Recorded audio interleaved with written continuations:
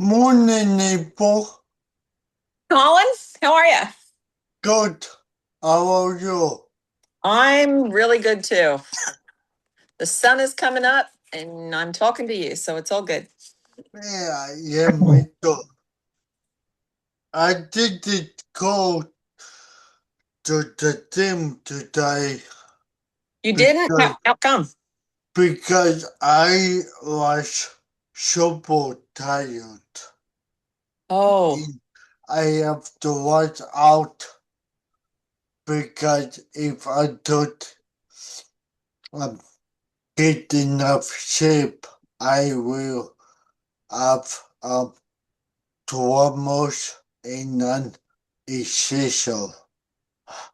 So I I posted in the pub cup my I am so frustrated. I want to work out 4 times a week, but I mhm. just cannot do it. And that's okay because next week you can work out once or twice, and that's good too. I mean, But I want to compete. I Yeah. want to be competitive. well, that's good. First, you have to compete with yourself. Yeah. Hi, Peggy. Hi, everyone. Good morning. Hi, Bucky. Morning. How Cheers. are Hi, you? Colin. Hey, how are you? Good. Michael. Good Hey morning. guys. What's this Good early Hey, morning Nick. shit, Nick? Wasn't my that was catch. Oh. Uh-huh. Lame catch. I wouldn't choose seven my time. Fuck no. It's all right. We're all here. He wanted to try and get more of the give like the Europe audience, I think, a better uh window Yep. Hmm. time around. So he's I think we're just gonna work to the right from here, time wise. It's all good. Peggy's the Yeah, one up early. It's an I elder pick up abuse at over here. 12. Yeah, It's right. early. I It's four pick up o'clock. at 2:30. The computer is so slow. I'm gonna have to get a new computer. It literally, I started booting, I logged into my computer 15 minutes ago, and I've just now gotten to the point where Dropbox is fired up. What? Yeah. Internet I connection. think you have too many No, it is not programs. internet. I got the spinny thing just typing in my password. It took 4 or 5 minutes just to wait for it to open up the home screen. What kind of computer do you have? I have a 10-year-old MacBook Pro. Well, Oh, that Arnold that needs to buy you a computer. explains. Yeah, and I think you have too many programs running in the background. Oh, last Zoom meeting. April, how's your mama doing? Oh my God, my poor mother. What She, happened? my mother fell. She face planted. She looked like she went three Oh, rounds with Mike Tyson. oh, I'm sorry. No, that's okay. She's doing very well. She's doing fine. Good. She forgot how bad she looked, and the UPS guy came yesterday, and she opened the door. He literally launched backwards. She said about 5 feet and fell down the stairs. Hmm. Jeez. She's doing okay though. It's fine, but That's um, good. That was a shock. yeah, Yeah. it's been quite a week, but she's hanging in there. Thanks. Glad. Yeah. Give her our love. I mean, we're all feeling it. Yep. Yeah, I All will. good. I will tell her. It's hard to watch your parents age, but you know what it is, Mhm. guys. It's a reminder to stay strong during your senior years. So we're yeah, hitting it. That's Oh that's yeah. the thing to do. yeah. All right. Hmm. This is still last night, isn't it? It is, Michael. It is still last night. We are solidly in last night. I do You know, not I trust my. listen. Think about Carly Miller. Carly will work out at 3 or 4 a.m. every morning. So we Ah, can do this. Morning, all. You can do it. Hi. Oh, Hey, Hello. everybody. Good morning. Sandra, Good morning, Andres. Hello. Hello. Hey, Leah. Hi, Andres. Hi, Hey, Ben. Hi, Peggy. Peggy. hello. I Hi, Hey, April, just to confirm, because I don't trust my computer, on the refresh. Uh, your submission from last Zoom meeting was on 428, right? Yes. Okay. I got it right. Mine this time will say third set after I think it says my name and I think I just said third set. Okay. So that'll tell you. This computer's not okay. Get a new one, Nick. Uh-oh. Get a new one. Arnold Yeah, let can me just afford to buy you a computer. not can afford to buy you other ones. I just went through the whole new lawnmower process, so Oh, Hey, I'm wearing your t-shirt this morning. Nick, on my video. oh yeah. You need to notice that I spent my hard-earned cash on your shit. Wow, talk about a guilt trip into what Oh, t-shirt? Ap- I have a brand called Admiral the Black. And Guaranteed the 20% t-shirt stronger material when you is wear actually it. better than Pump Club, so Ooh. ooh. hotel Oh, catch. Oh, snap. Did you get the 100% cotton or did you get the poly blend? It's probably the poly blend. The It's 100% the cotton is a it's the heavyweight. That is skeleton on the back. I okay. can't remember, but I like it. you're gonna have to send me a link. It's all on my social media and stuff. Yeah, there's a link Okay, to the website. I'll Yep. send it to you, Colin. okay, Hey, thanks. send it to me too, April. Mhm. Just put it in the Text chat. it to me. Well, we don't want to make Nick rich, so No, don't but order if too it's, much. if it's I'm not cool. getting rich off of that. That's for sure. Kind of like my little passion project. If it takes off one day, that's dope. But it's like my little creative outlet. Then he'll buy scopes like this. Look at this, Nick. Oh, wow, Nice scope. nice scope. Where did you get it? Oh, my husband's he's a shooter. He just converted one of his pistols. I don't know what he's doing. I know he converted something to a fully automatic because God forbid it should not be. I hate to tell you how much money is sitting on top of this rifle. Yeah, Oh, there we go. nice. hi That's Nice. everyone. Looks It's like nice our to- house. It's nice to start on guns. Uh, that's no pressure. Nice. If you fail a lift, then Nick will be behind you. See, we've got these guns and then we've got those guns. I Got know those, but that's about as good as it gets. then England's got no guns. But excuse me. Ooh.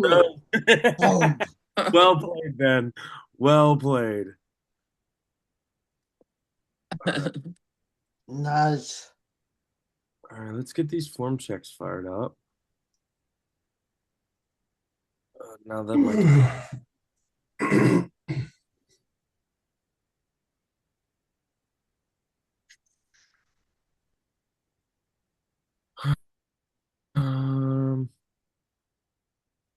okay.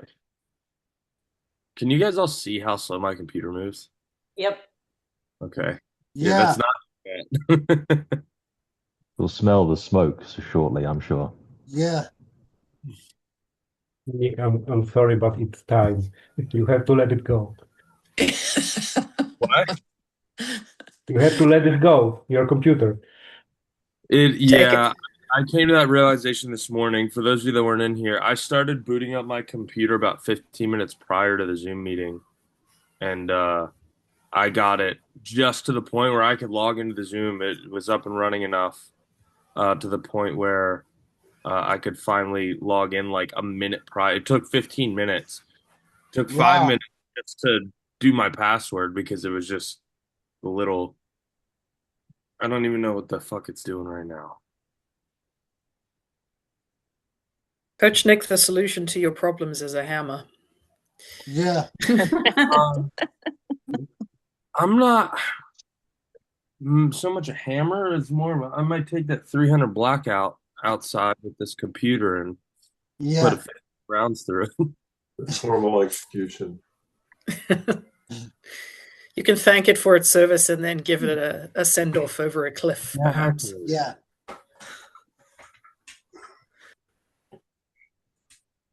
All right, let's try and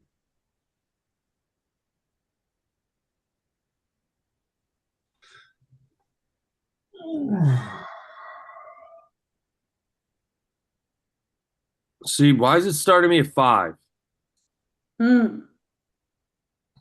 I think some of these are from last week. Yeah, that one. Yanis was like I last don't week. trust my computer. I go through and filter it, and then I'll do it this way. That's definitely from last week. I deleted them after the thing, and then it's like I don't think it did them all. The Dropbox is notorious for that. Yeah. Is it really? Yeah. I remember that. It's still progress. You don't delete new ones. Because after the Zoom meeting, I hit the name thing, and then I select all, and then I hit delete. And then here we are with the same Well, fucking. it will delete from like where whatever page you were on, but it might keep another file. Like if you shared it with somebody, it'll keep the shared file. I don't know. I thought I hit delete for everyone every single time. And you can't filter it by date. I can, but it doesn't do this by date. Ugh. It does it by, I guess, I don't know what it does it by, but I remember all of these. But these aren't the beginning, so it deleted some of them. Mm.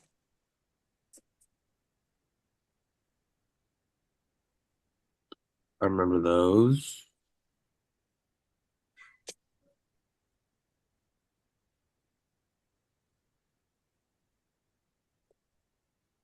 This is incredibly annoying. You guys are witnessing like me just like struggle busting with technology on the regular. Oh, this is like the second episode today, so don't worry about it. Second episode, part 2. Yep. And as the strong man struggles to maintain his calm. Oh my God, the narration. Ben, do it. Seriously, Ben, you are the next David Attenborough. I was just going to say the same thing, and Sir David just Yeah, turned for- 100. 100. You're turning 100 today. Goodness, Yeah. yes. It's a national treasure. You actually Yeah. put it 100 on my years old. story. I feel like it's only fair that we get to see Nick struggle because he sees us struggling for our lives like all the Yeah. time. That's fair. That is That's fair, fair. right? That is a kill shot.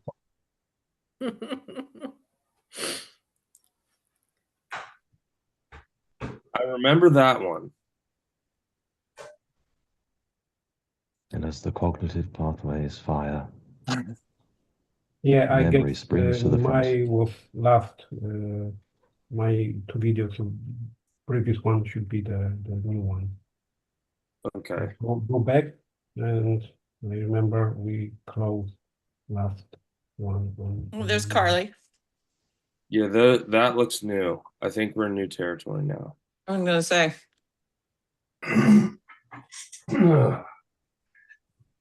So I'm gonna go into date.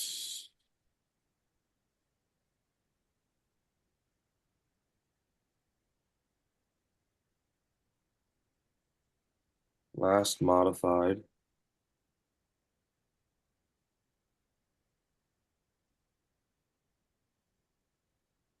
May 1, that's got to be them. Yeah, so that's got to be the last one. Yeah. Okay, so I'm gonna go boot, boot, boot, boot. I'm gonna do it individually just so I don't accidentally delete everything.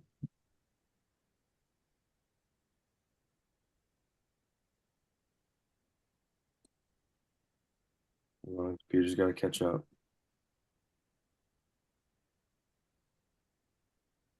note the intense focus as he uses simple tools to achieve his goals. Ben, I needed you to narrate my life this last week. No, For my everyone. darling, I imagine you're doing very, very well. I sent you a DM on what's been going on, and for everybody else, for pure entertainment, we had an interesting week here. We have a very good friend whose son murdered his grandmother.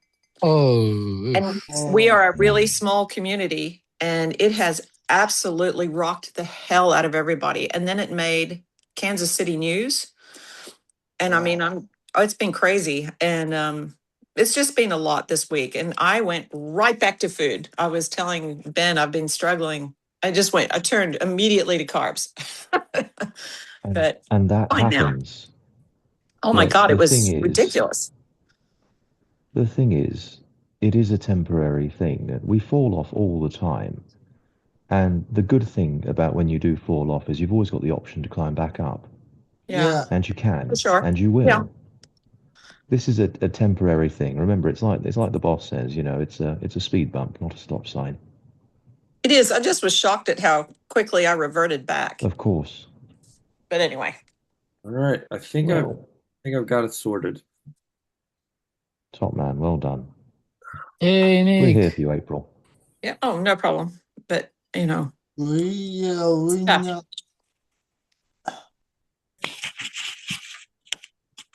I don't know what she said. This is important. This is my stiff-legged deadlift. Okay. It's 100 pounds. Here we go.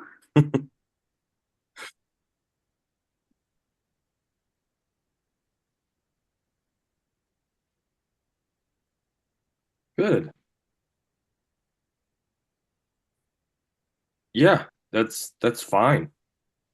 There's nothing wrong with that. Keep that upper back tight, the chest proud, so we don't round into lumbar flexion. But these are not bad at all.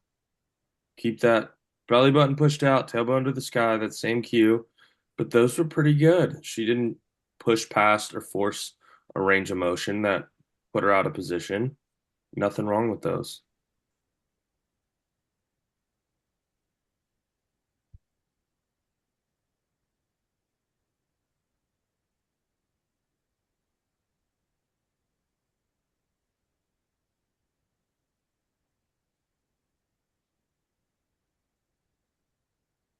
More extension, more violence. See how he's standing flat foot on these high pulls and hips don't break plane. So we're not hitting triple extension. Conrad, what I want is to utilize your body's length, your body's power, and get velocity into that barbell. Meaning when we come up, doing them from a hang is fine.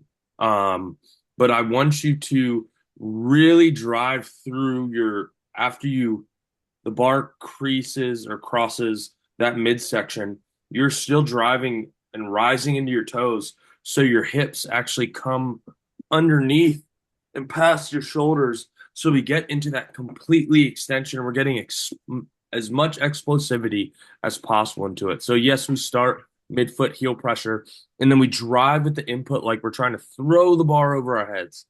How high you pulled is fine, but I think you can be moving with much more violence and some more weight, utilizing that triple extension. With that being said, in a hypertrophy setting, these are okay. The form wasn't bad, but this is a power movement, the way it's programmed. We want power. That's the point of the high pulls in that program.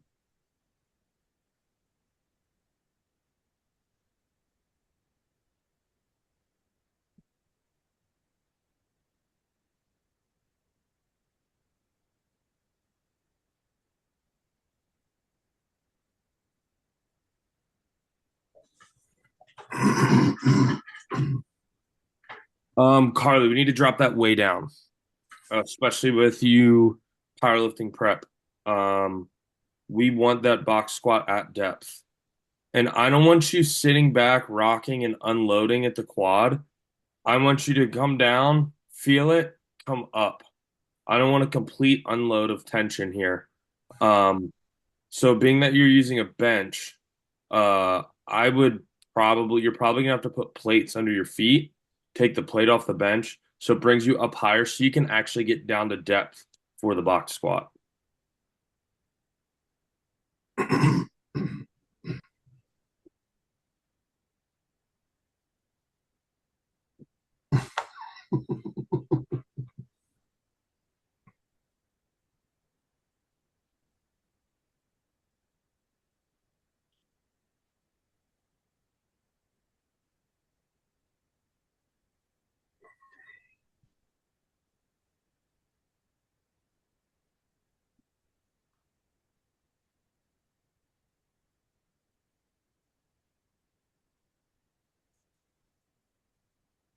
Really ingrain that pause, Hal, with waiting for that press command. Getting all the way down, getting comfortable down there, and then pressing. Um, it's just necessary evil. Outside of that, your bench looked great, technically. Um, I was very happy with that. And even you were coming to a dead stop and pausing. Um, realistically, as you get closer, if when you do your next meet, that's when the longer pauses will come in handy. But you know, you're still getting good time under tension. This was a good set.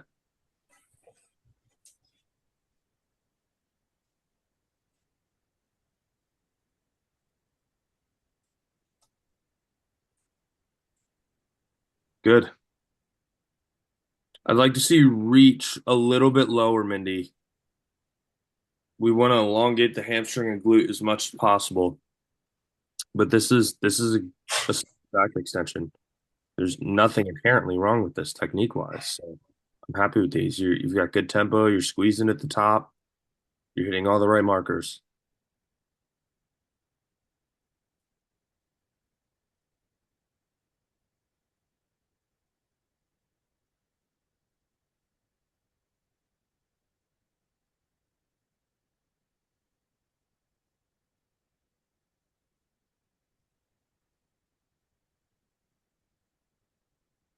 Bars over midfoot.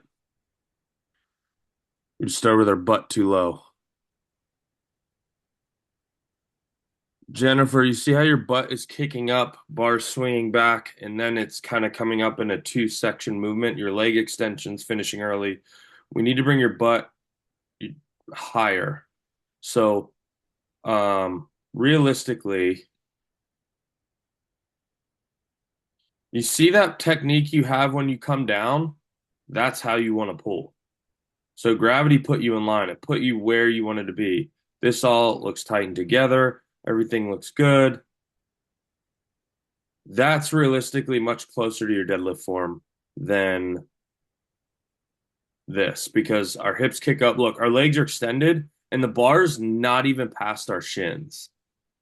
So now our legs have done this much work when they should reality get it to at least halfway. And now it's going to be all back from here on up. You've got a base, you're basically stiff leg deadlifting it from that point on versus bring your butt up and letting your leg drive meet your glute drive. So as you rise, it all happens together. We've got to get you in that better starting position, which is going to be closer to here rather than bring your butt all the way down, butt comes up, knees come back, legs are straight. You're getting very minimal leg drive and predominantly using lower back when we want the legs are the main mover up until about above the knee, then glutes come through to finish.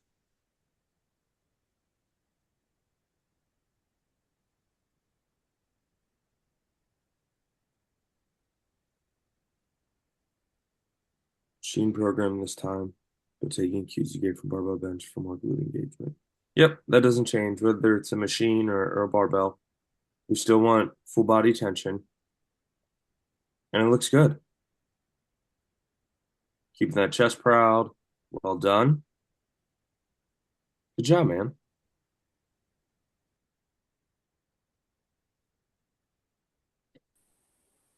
Jeff told me to expect some axle deadlifts. Yes. I'm here today, Nick. Right on. Let me pull over real quick.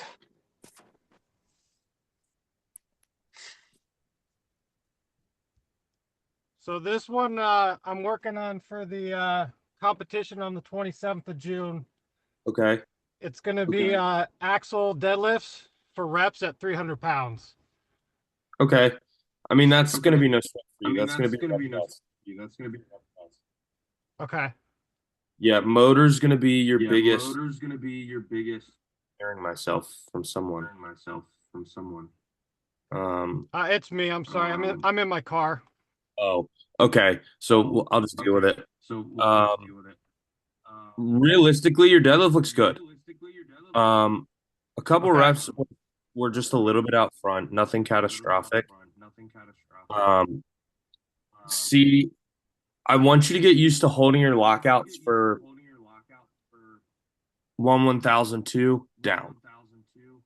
Because we want you to anticipate there being a down command and you just getting used to not rushing back down to the next rep. If they're faster than that in contest, good. That means you can go faster than you train for. Okay. So that's something to keep in mind when it comes to this. And do you know if you'll be strapping in on your time or on the clock? I don't know that. I do know they're going to allow straps, but I wasn't sure if I should start training with them yet because I wanted to build up the grip strength. Can you send me the rules page when you get a chance?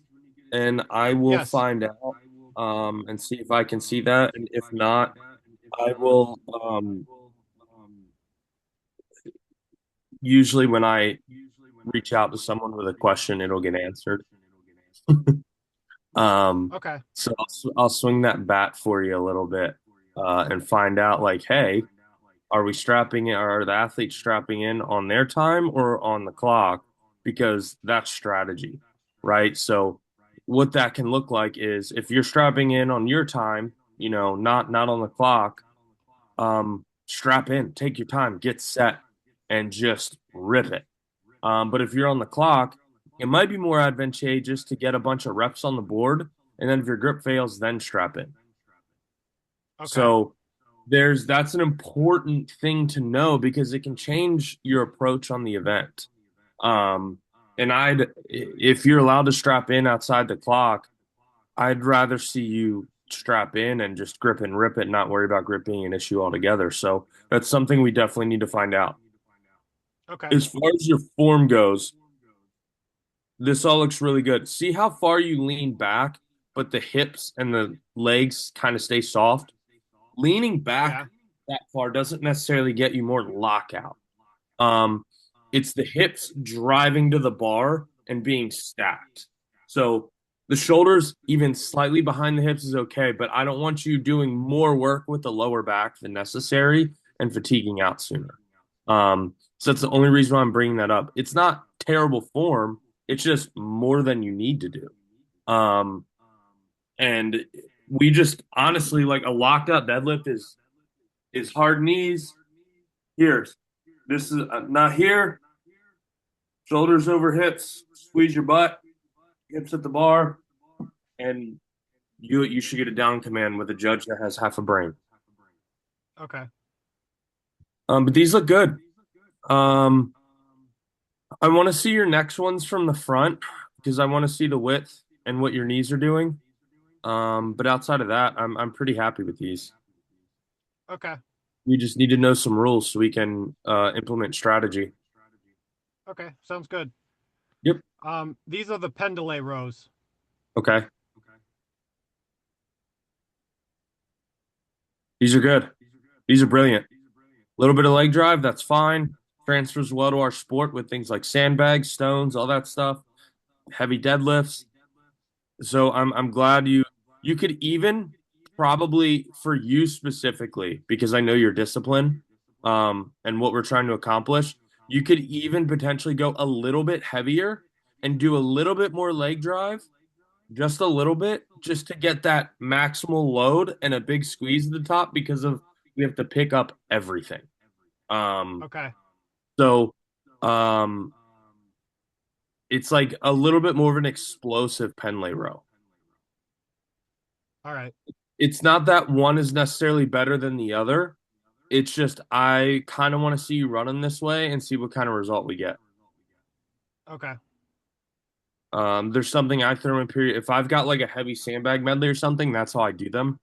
So I can have that explosive input, lap the bag, take off with it. So that's why I'm giving you this this little bit of homework on the Penlay rows. Just make them a little bit more explosive. I'll remind me at some point. I'll show you exactly what I mean so you have some sort of guide. I can get you a video on those exactly. Okay, sounds good. It'll take 2 minutes. Okay, excellent. Well done. All right, thank you. Yes, sir.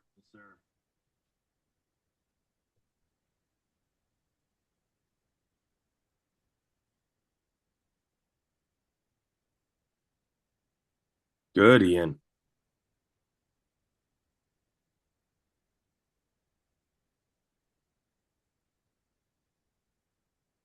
Your bar deviation is very subtle. It's not much. You're staying over midfoot. Ian, you're doing all the right things, man. Your squats, even that one was even better. Your squats looking beautiful.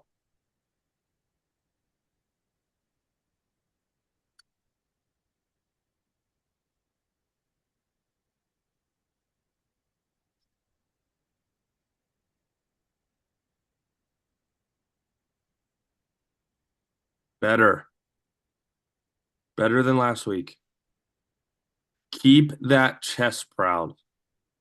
So I really need you to squeeze that back and keep that back together so we don't collapse in the upper back. But these are looking much better because I can tell it's happening even though the plate's in the way, how you're kind of coming down and you're hitting depth and I see the bar still sag front and forward. It's folding you a little bit.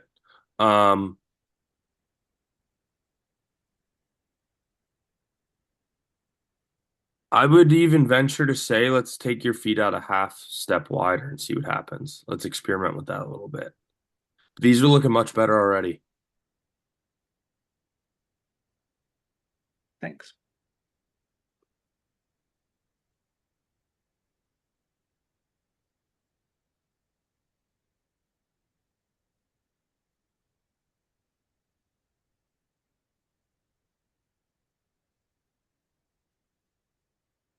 So are these conventional deadlifts or Yes. stiff leg? So you're doing a really good stiff leg deadlift. But you've got so much power available here when we get our legs into it. So what that means is we need to get your butt down some more. And I don't want you to think about standing up with the bar. I want you to get the bar off the floor by pushing the ground away with your legs. Okay. So a full-on deadlift is legs and back. So from the waist up off the floor is basically bearing the weight. And then as our hips come through, then we get up, then we get upright, and then more of our back is doing more work. But we need to drop your butt so it's below your shoulders so your legs can actually push the ground away and bring the bar up. And then you keep pushing the ground away and you squeeze your butt and bring your hips to the bar.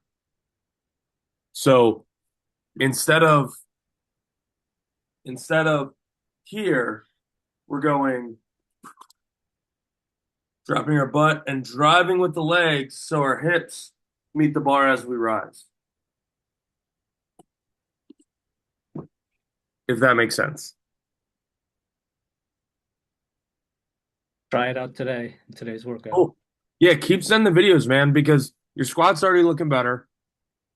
We're basically doing a complete overhaul on your squat and deadlift, and it's going to take time, but we're going to get you there. There's no doubt in my mind. All right, cool. Thanks, Nate. Yes, sir. Well done. Even if you're like 2% better each time, I'm invested, man. Like if it takes us, I doubt it will. If it takes us 6 months to get your form where it needs to be, then it takes us 6 months. But I don't think it'll take us 6 months. It won't take us anywhere near that. So I'm not worried. Just keep showing up, man. We'll get it right.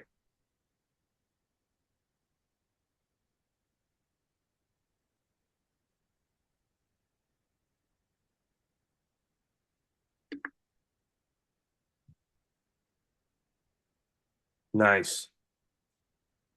Great bar path.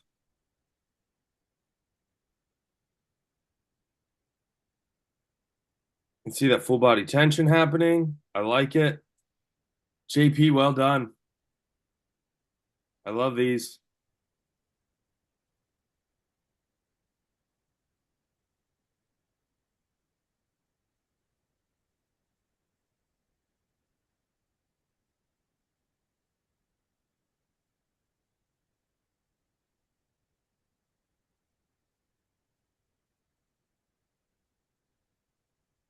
Michael, how'd the wider stance feel?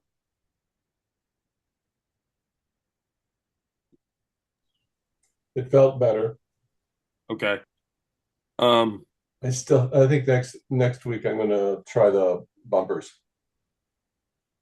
Like elevating your heels? Yeah. Yeah, I think that was where I was going to go with this is because I think we can get a little bit more depth Yeah. and get a little bit more mobility freedom with that heel elevation. So otherwise, these are looking good. Um, I just think I think elevating our heels or even investing in some lifters, so then you don't have to set up plates every time, but test the plates first, obviously, is our next move, because we need to get those hips moving. This is better depth.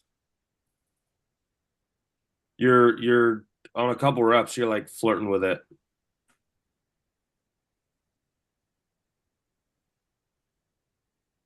Yeah, okay. So this is good. I think Okay. some heel elevation will make things a little better. Is this a duplicate? Yes.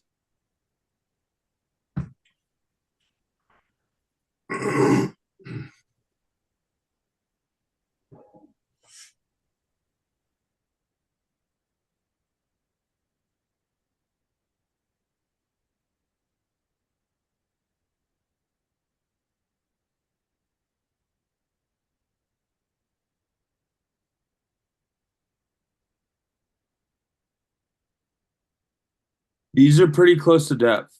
It's directly from the back is hard to gauge depth. Um, but I like the form. I like your setup. Everything looks good. Steven, if possible, I'd like to see this from the side so I can kind of see, or from the back at like a 45. I know it looks like you have stuff on either side, but if you can like offset me so I can get some of the view from the side so I can see what the rest of your body is doing in the range of motion. But it doesn't look bad at all, man. I just want a little bit more information. There we go. There we go. I'll shut right the fuck up.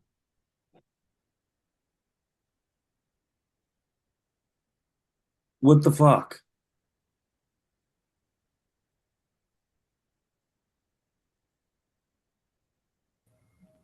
Kill it with fire. That's my vote. I'm not against that vote.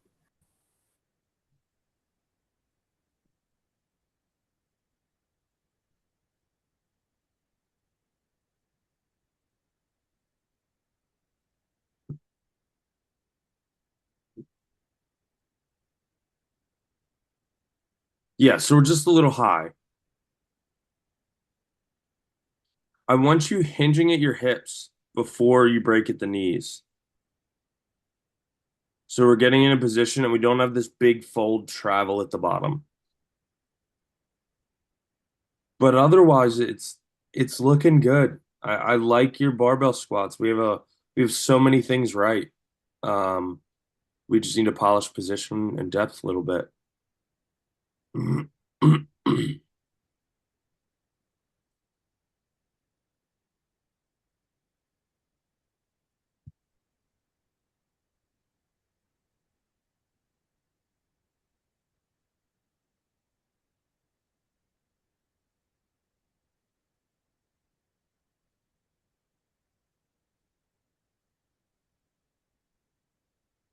Great. Good pause, good position, butt's not kicking up out of the pin squat. He's where he needs to be. Brighton, I like these. You're very high bar. I'd like to see that a little bit more. It's hard to tell. I'd like to see a little bit more lower on the trap versus kind of up on the neck. Um, but your squat's looking great otherwise. I'm really, you move well. Well done.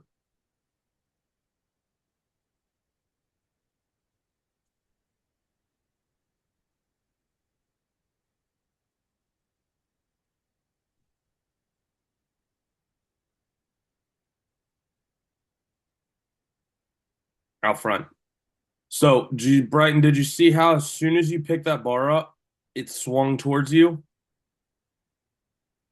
It means the bar's out away from you.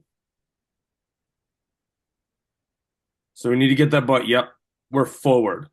So what you need to do is bring that bar over midfoot, close to the shin. You're going to push your knees back slightly. Butt's going to come up ever so slightly because it's going to kick up here. Bit. And now we're in position. Now we're in position here, and we're a quarter of the way off the floor. So we need to mimic this in all the way down to the ground.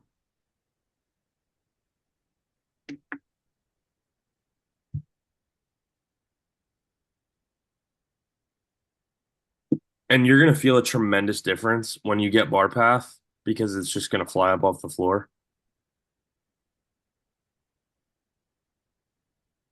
These are good, man. Our butt's a little bit low. I'd like to see you kick your butt up slightly, keep that bar in close, shoulders directly over the bar. That's all good. I want to see you kick the butt up so our knees are more over our center foot where the bar should be as well. So when you kick that up, your knees are going to suck back and you're going to have to sit more back into the middle of your foot. I would also take off those running shoes. They're going to great for running, terrible for lifting. Yeah, I know. It's on the list of things. But overall, your deadlift is pretty sound. Your back position, everything is holding, everything's together. We just need to get your hips in position and get you into that midfoot. So it should be a little bit, my hips should be a little bit higher there? Yes. So what's happening is because I was doing, we talked last week, I was doing, ended up being more of a stiff leg deadlift and yes, now we're too bent. So watch what happens as you input power. I'm going to frame by frame it. See how that butt's kicking up and back? Yeah. Now you're in position. This is optimal right here. And we got there about almost halfway up.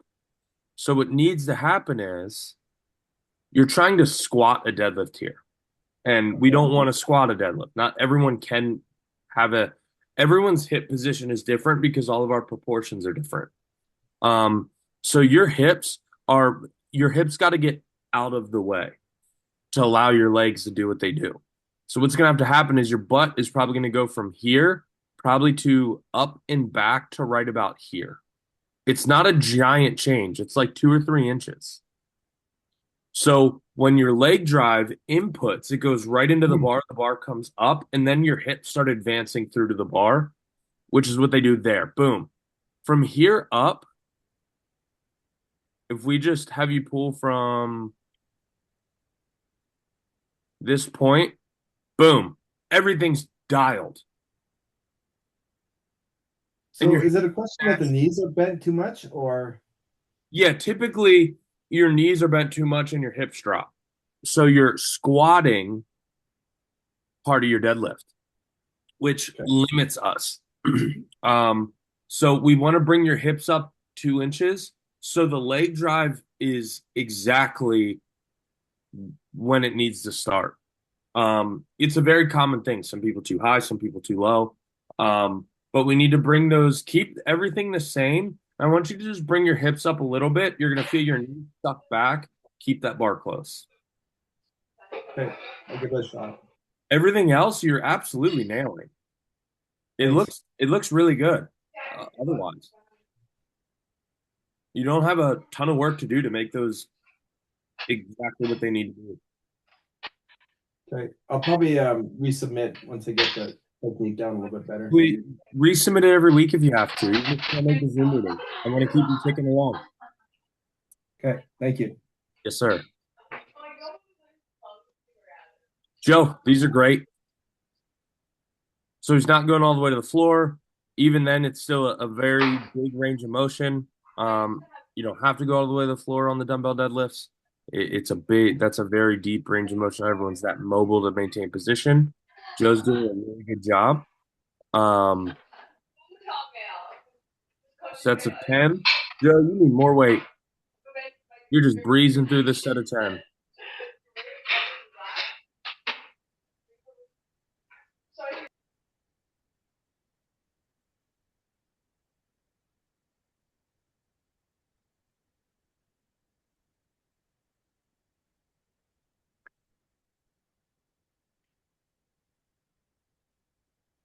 Chris, you're nailing these.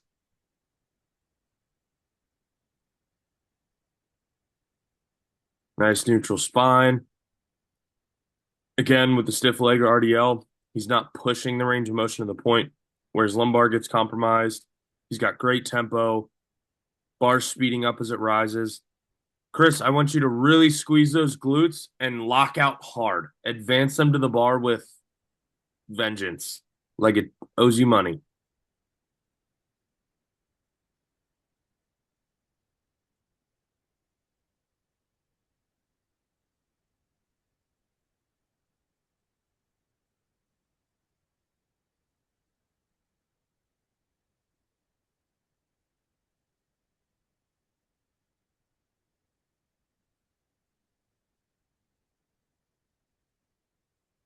Jay, second rep was much better. Hips were much closer to where they need to be. Steven, it is Steven, right? Not Stefan. It's hard to tell when there's a PH. Yeah, it's Shay. Sorry. Well, no, I'm talking to both of you. I'm using Shay as an example what I was talking about for Steven, because you both have a very similar problem. It's just much fuck it. Sally sells she shorts by these. That's Shay Steven. It's a very similar problem. Shay just has it a little bit more subtly. So if we look on his first rep, see how low his hips are? Watch what happens. Hips come up, bit, bar rises. So Shay, your starting position on your second rep is much closer. See how the higher hip position? See how when you input with the legs, the bar immediately came up off the floor? Steven, that's what we're looking for. So just rise on the hips just a little bit more, Nick. Yep. And every rep after your first rep, Shay, is exactly where you needed to be position wise. Okay, I got you. Thank you. This was, and that's normal. The first rep is always the one, it's usually the ugliest in a set because gravity fixes us. It puts us in line. So I want you to focus on, and this is a polishing thing. It can be a long process because it's such a fine-tuned thing. I want you to dead stop, rebrace, tension. If it's like 10 or more reps, I don't need you doing that. Keep on keeping on how you're doing. But when we get into the lower reps, like we get into say like you have sets of 3, 4, 5, 6, I want you dead stop, stand up, go down to the bar. I want you to treat your low rep as a cluster. So what that ingrains is set up every single rep. So we get it automatic and we shoot for not this one. We shoot for that. Okay. We shoot for something along this line. The other thing with yours, I want you to imagine accelerating the bar. When that bar breaks, I want you to fight with all of your power on every rep to speed it up and bring the hips through violently.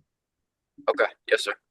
Because even on heavy reps, it won't look like it's accelerating, but that acceleration input is what's going to keep the bar moving. Okay. Well done. Cool. Thank you. Yes, sir.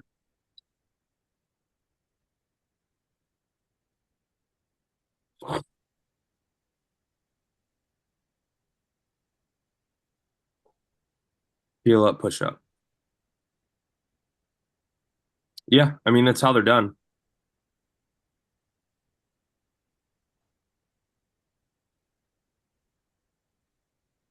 Um, I would honestly, on your first couple reps, try and start with a regular push up and maintain a regular push up as long as you can, and then swap to the peel up. Or start adding peel up and then eccentric down in a regular push up so we can start pushing through that barrier.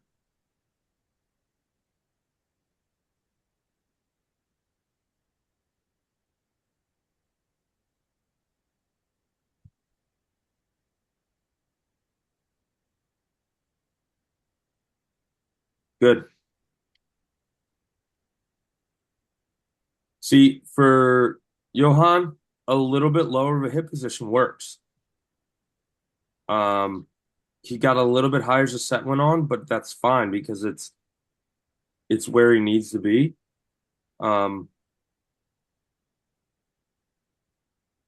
I'm okay with this. This looks great, actually.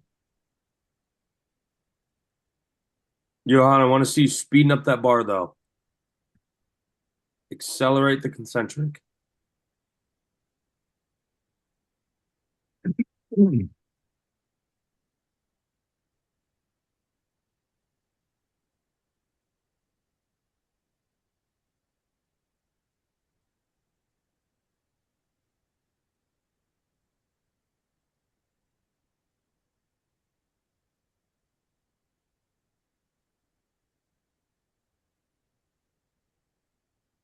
We need to get you to sit a little bit longer. Yeah, I feel like this was my worst set of 3, so this was the best one for you to. Yeah, You. 100%. You're 100% right there. I, Yeah. I always send my top sets to my coach because usually my first couple are the prettiest, and I don't need to see when things are going right. These were ugly and they felt ugly. And I think I was already coming down with a cold when I was doing this, so I felt like absolute dog shit. Yeah, you were just folding super early, Yeah. and you get to a certain point in the fold, your hips stop to drop. Yeah. So how do I fix that? Drive into the bar, and focus on sitting. You might have to reduce weight to the point where Yeah. you maintain a certain posture and Okay. keep sitting, is going to be what that's going to take. And then Okay. building strength to bear the weight in that position and then working back up. Okay. What's the best for, so just drop weight on my squats, and then is there anything else I should focus on? You might in your first warm up sets, I would start with tempo. So I would start with like some 3-4 count eccentrics Okay. in that position, working up to your working weight, and then full speed on your working sets. Okay. Cool. Thank you, Coach Dick. Feel better. Thanks. I'm gonna go take some drugs now. Bye, guys. There we go.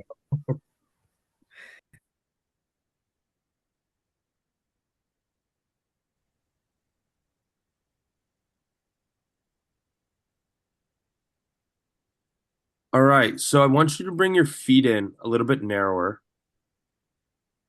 because we're hinging this deadlift in like a two part. Um, so bring your feet in a little bit closer together, arms straight down against your legs. We're gonna have your butt start a little bit higher. Um, and I want you to come down the same way you go up, because you're stiff legging this down to the floor versus coming back down with the bar like you come up. Overall, your hinge pattern's very good. It's just the timing of certain things in the position. So butt a little bit higher, feet closer together. Subtle change in hip height, like an inch.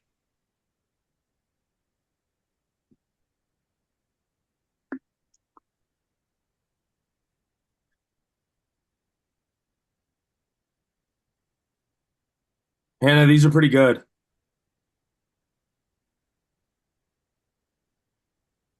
So what we're seeing is it's not uncommon, this setup. If you see how she rocks back into her deadlift and then in sequence brings her hips up and fires.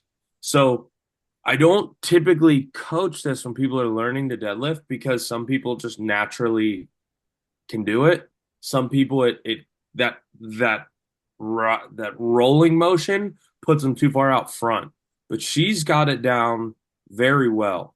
So yes, she drops low, but look, boom, hips come up into position, and it doesn't force her to go past the bar. So her timing is on the money, and that's the important part, and that's why this works for certain people. Martins does it. There's a couple high level weight class guys that do it that way. There's nothing wrong with it, permitting you don't self sabotage. A lot of times, what'll happen is people will roll too far up, and then they're out of position, their hips kick up. Um, so with that being said, if this continues to work for her, even at max effort, I'm not going to change it. But if it starts to impede progress, then we're going to change it. But for right now, there's no need to because it's working. She's progressing. The deadlift form is sound. It looks good. And she's ripping that thing off the floor.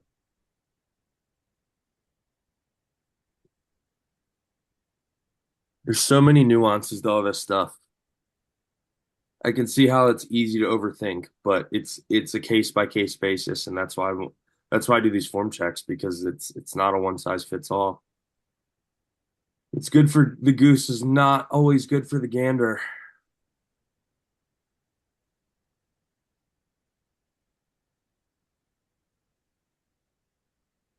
Richard, you're nailing these.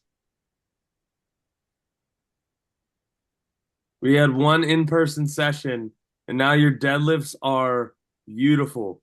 The only thing, I want you to drop that chin.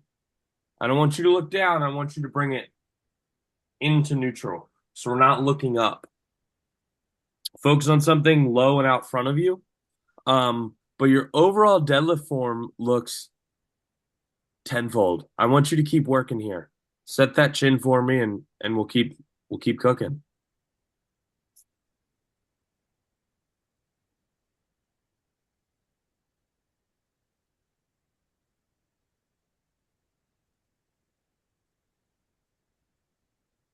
His wrists were bothering him in front squats, and he asked about wrist wraps. I wear wrist wraps when I front squat. The compression helps. Good. Got a little bit out front, but you fixed it. There we go. Keeping those elbows high, not folding. Look at that. Rigid as can be. Great range of motion. Richard, you went from like moving like a baby deer to looking like you've done this before. I love it. Well done, man. I am stoked for you. That is awesome progress.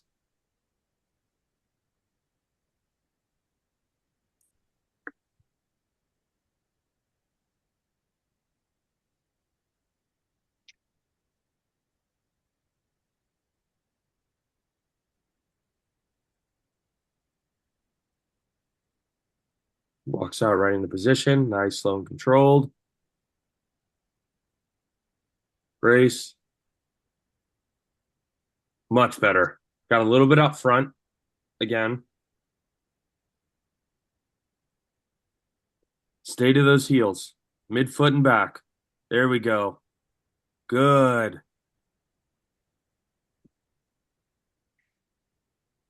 Drifting a little bit forward. That's what's putting you out front is your drift. Watch the bar path here. Oop, comes down and forward. Heels get light. Heels start to peel up. So we just need to keep you hinging first. Slight break at the hips, then descend at the knees. But again, night and day difference from 2 weeks ago even. We're fine tuning.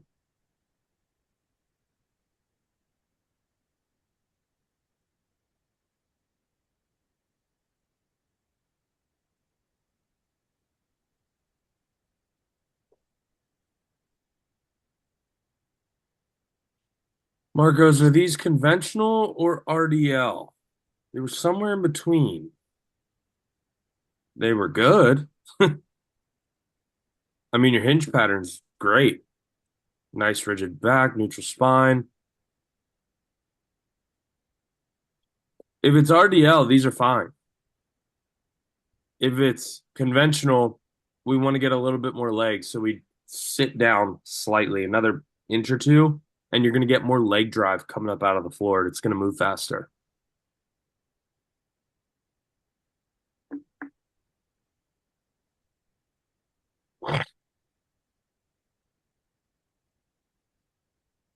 Yep.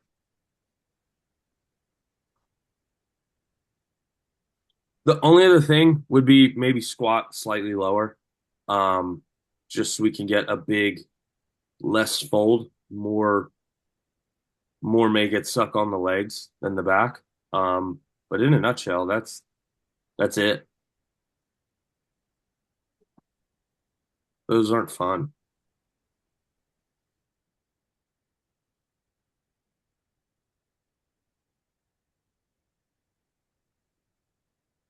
So this back leg is bent.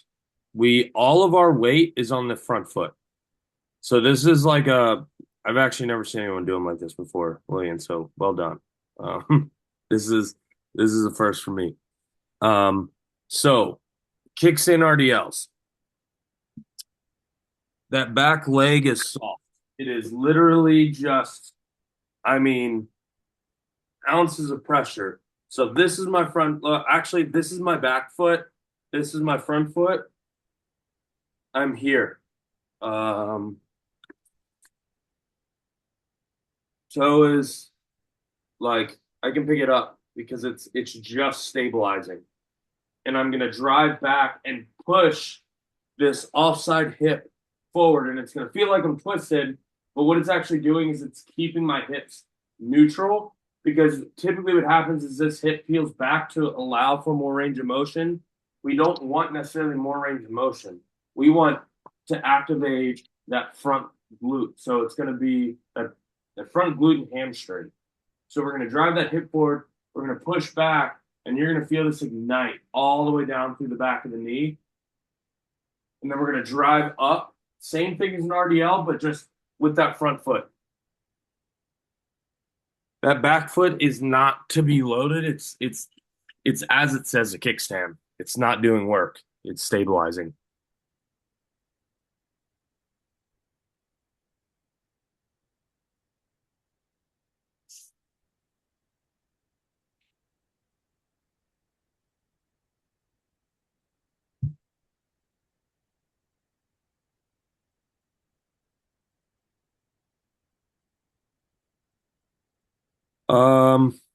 Barbell pull up? Do you mean a high pull? Because this is somewhere between a high pull and a bent over row. If we're doing the high pulls,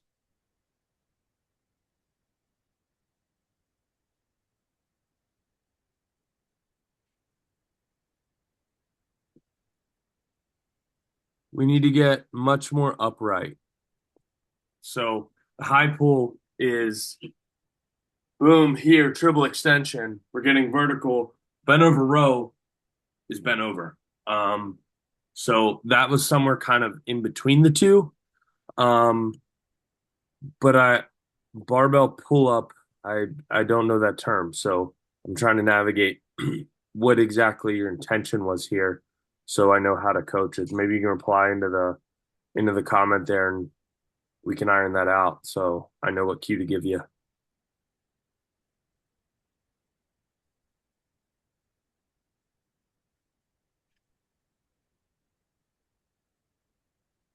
Oh, yeah, April, that's the 100% cotton. That's follow the dopamine. Those are It's great. Yeah, those are not cheap for me to make, so I'm glad you love them. Yeah, no, they're so good. Thanks.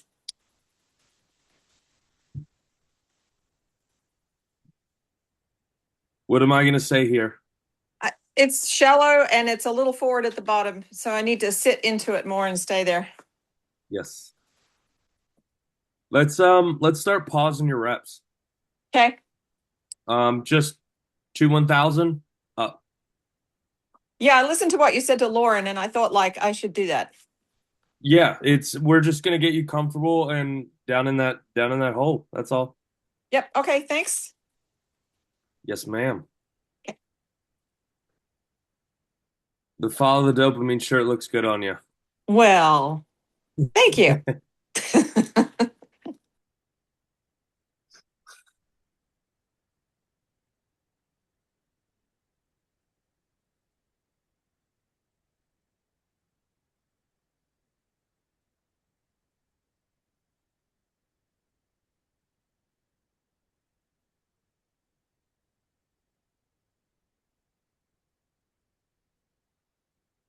Stiff leg deadlifts are good. I want to see this a little more flat.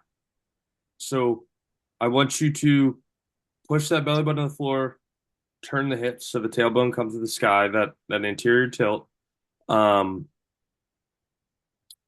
keep your back tight. That's the main thing is pushing that belly button on the floor, keeping the back tight and squeezing. Your range of motion's fine. The tempo's fine. You've got a lot of the right important things here. We just need to keep that lumbar nice and rigid.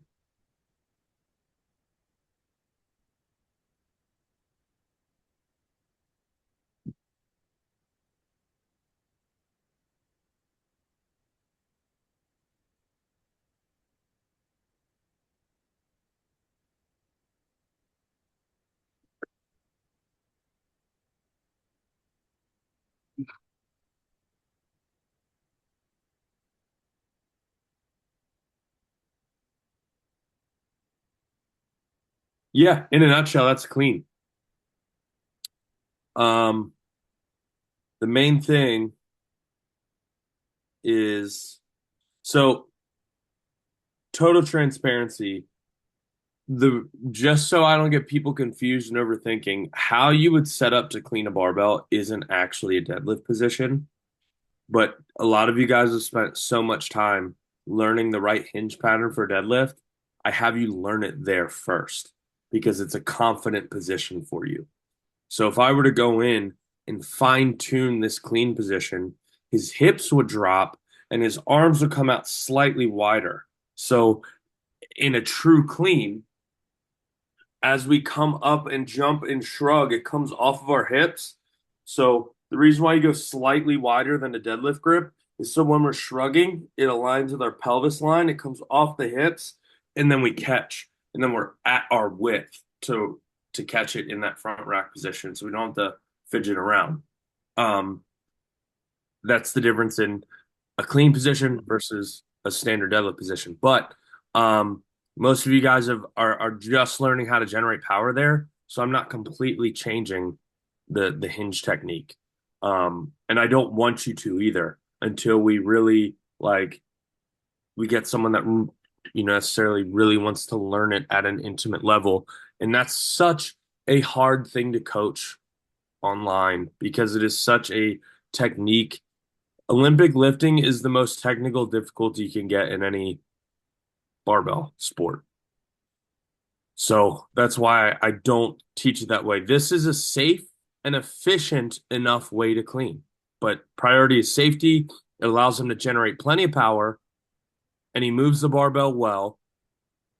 But Robert, with you moving so well for your cleans, let's widen your grip on your cleans exclusively so you land in a better position with those elbows high.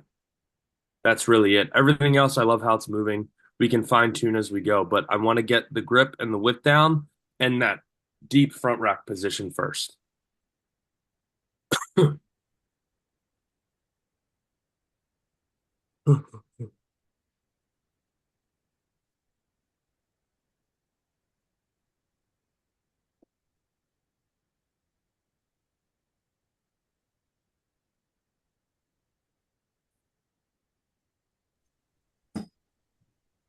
Hips were a little low. They kicked up, but the power's good.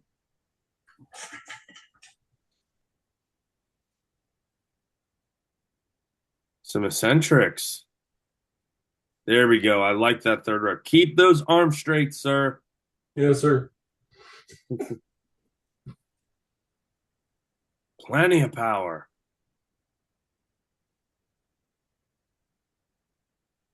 You're one of those that your technique gets better a little bit as you get deeper into the set. I'm the same way because we fatigue out, so it has to be better.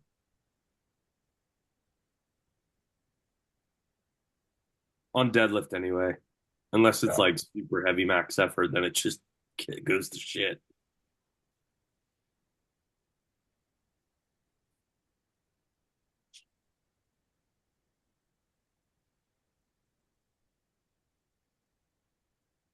That was a really good rep.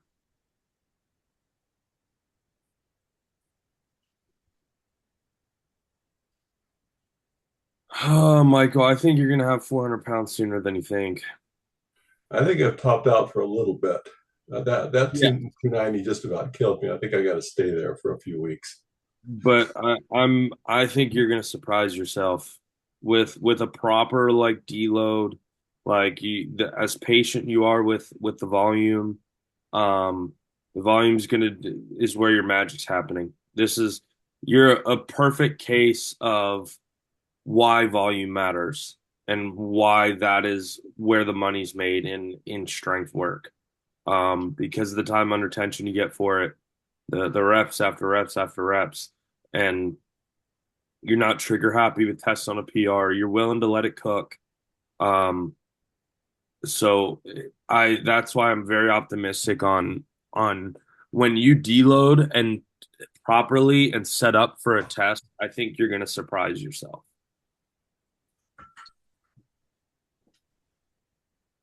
I'm Anytime. Your pool looks better and better each time. Like it's minutely like just getting more and more efficient even under fatigue. You're built to deadlift also. Woohoo!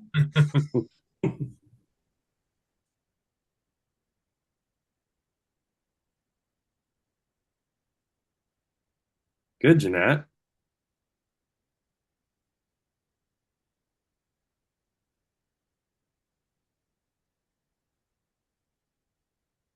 I mean, she's strong. I want to know what her rep schemes are because I feel like I only see her do singles and doubles.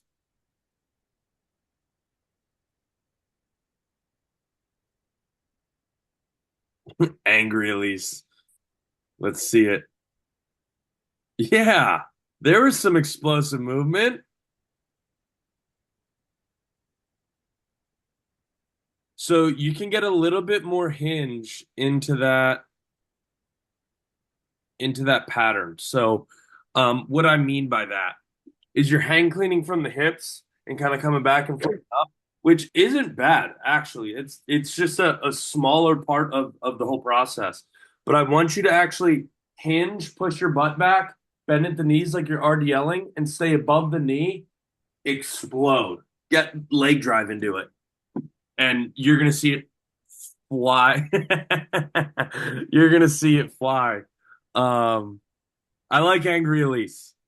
She moves fast. This was so much better than you using that whatever the weighted bar. The rack position also. Get those elbows high. Catch it. Don't keep it in the hands. Let it land in the fingertips on that front rack.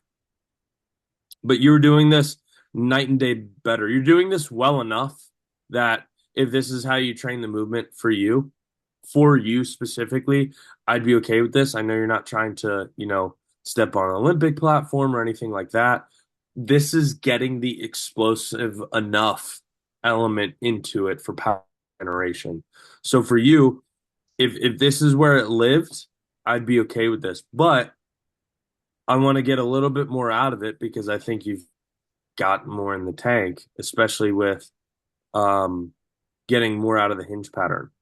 And you have a decent hinge pattern. I know you're always cautious with your back, but you're moving that so well with a smaller range of motion. The hinge pattern's only going to open up that door a little bit more. So well done. You have every right to be excited. You were doing well.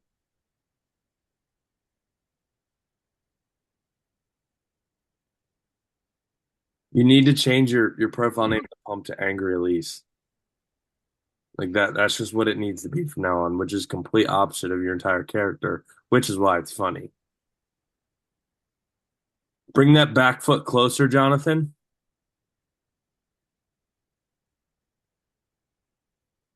That back foot should probably be maybe 4 to 6 inches behind the front heel. So it's not load bearing at all. It's just the knees bent. It's kind of hanging there, keeping you stable. And you're able to get more over that front foot and push that butt back at the same time. The hinge pattern itself, though, is good. This is all great. Keep that as it is.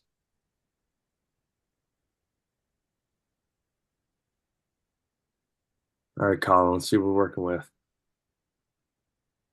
Yes. There's the depth.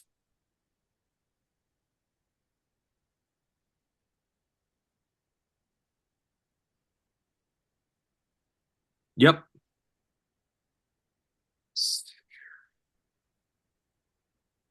Much better, Colin. Now you've got the hang of that. Here's what we're going to throw in. We're going to get a hip circle or a light band, and we're going to throw it around your knees, just above the knee. And as you're squatting, I want you firing out against that band, against that active tension. Your glutes are going to light up. It's going to suck. But this is part of building and focusing on that stability for you, and tricking your body into activating more muscles on command so you're in control. So that's what our next step is we're putting a band or a hip circle just above the knee at a length that creates tension even when you're not driving against it. So you drive against that tension every single rep on the way down. So we're putting piece by piece into this. So we're getting more out of your squats than you will ever have done before. Great job. Love how deep you're getting now.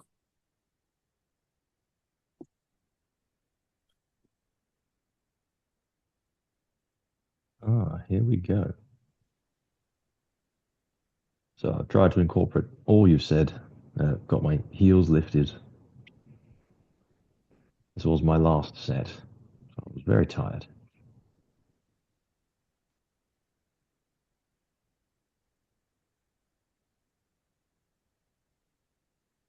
I don't want to see those heels rising at the bottom. Which means you're rolling forward, which could be from fatigue. And I'm being nitpicky, so don't beat yourself up over this. No, absolutely. I love nitpicking. That means I'm doing something right. Fundamentally, this is pretty. We're talking about 2% of the 98%. Just so you know. Great. Good.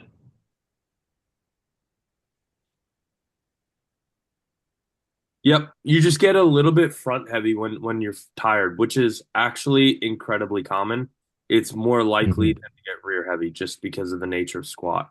So that's just something to keep in mind and to actively drive back into that bar. That cue you hear me give, that's where it becomes really, really important. So we're doing it when we're fresh. So when we're fatigued, the bar doesn't take control. No, I definitely felt that there because I'd worked my way up to 90 kilos and then I'd done a set of 90, set of 80, set of 70, set of 60, and that last set of 60. Yep. I felt them. Fundamentally, you were doing pretty much all of it right. It was just a little fine-tuned thing of staying in bar path. That's all. And the first thing to go when you're tired typically is bar path and form. But your form stayed together. It was just bar path. Smashing. Thank you.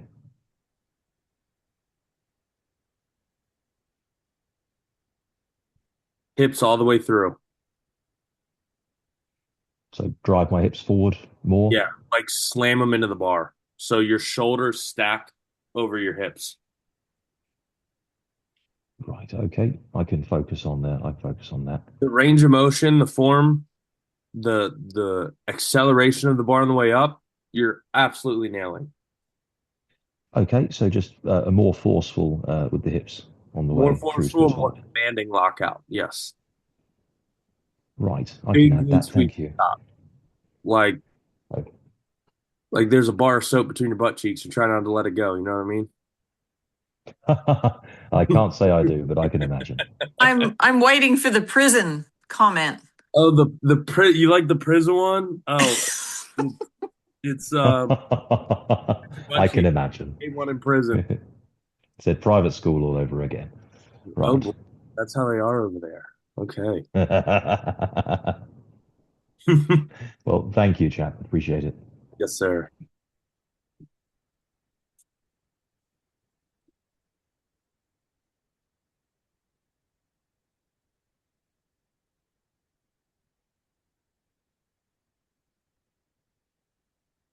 Yeah, these are good. Nice, strict. A subtle bend is okay. For if these are supposed to be lateral raises, I personally like a little bit more straight of an elbow. Um, but at the end of the day, we're still loading that delt, and that's the goal of these. So I'm not that worried about uh the elbow degree of bend here, as long as it's not, then we're doing like a Yates uh variation once we get too bent. But these are fine. Well done, man. Nice and strict. A lot of control. Look at that eccentric. You're got all the important things going. That's what I care about when it comes to assistance. Does it matter if you're doing seated or standing lateral raises? Seated's just harder to cheat, realistically. My programs typically specify, but if it doesn't, no, I don't think so. It's again, you're loading the delt. Typically, when you're seated, you have less body English when you start fatiguing out. Standing, you kind of get that little bit of a kip. Um, I really don't think it matters that much in the realm of what you're using it for. Um, so no, in and of itself, you could probably find some stupid fucking over thought out science article about this, that, and the other, but I guarantee you it wasn't written by someone that's accomplished a fucking thing in lifting. Um, so no, I think you're picking through the weeds with that one. Um, they're typically seated.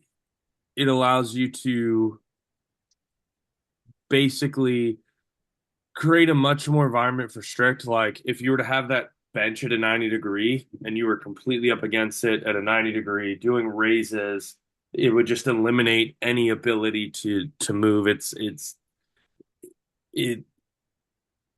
just brace harder. That's typically what I tell them. Just squeeze your midsection. Because and I'm guilty. Everyone's guilty of when they get tired, you stop thinking about one thing, and then next thing you know, you're really kind of throwing them up. So it's again seated versus standing. The only thing that's really a big difference is angle. That's where the change starts to happen. Is the angle of um the actual movement. So if we get forward, say like at a 45, we're going to be hitting more rear delt than we are main delt. Then if we're getting back, we're going to be getting, if we do a front raise, we're going to be getting more of that front delt. So the only big factor when it comes to raises is angle in this direction. The more forward we get, the more rear delt and back dominant it gets. That's really where the difference lies, is angle, not necessarily as much seated, standing, and so forth.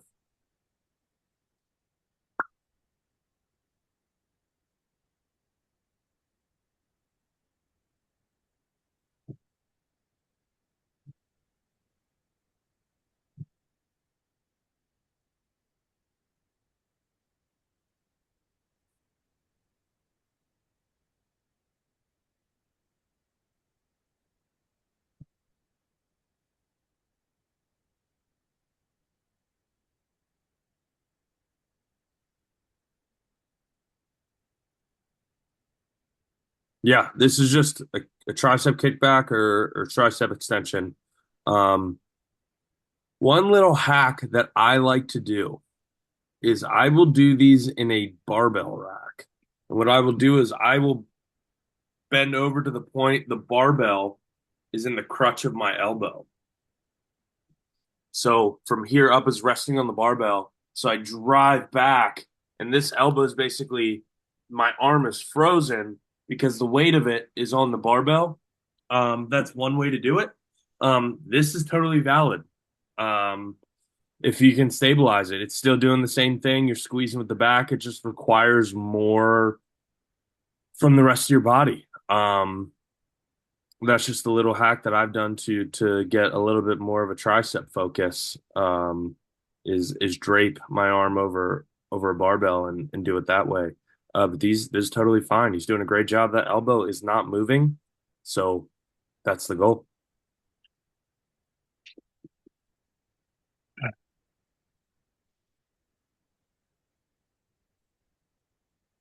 All right, Torin.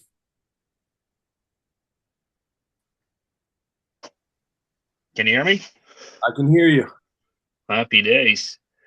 I think this is a rack pull. Yes. And my issue with it is I can't find a good way to set it up. Like you can see I have 2 plates under the bar, but every time I put it down, it just rolls off. It takes forever to put it back on.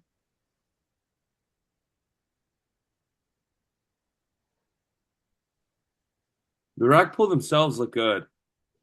Thank you. I like the bar acceleration. But yes, that is a problem with them rolling. Yep, there it goes. Yeah.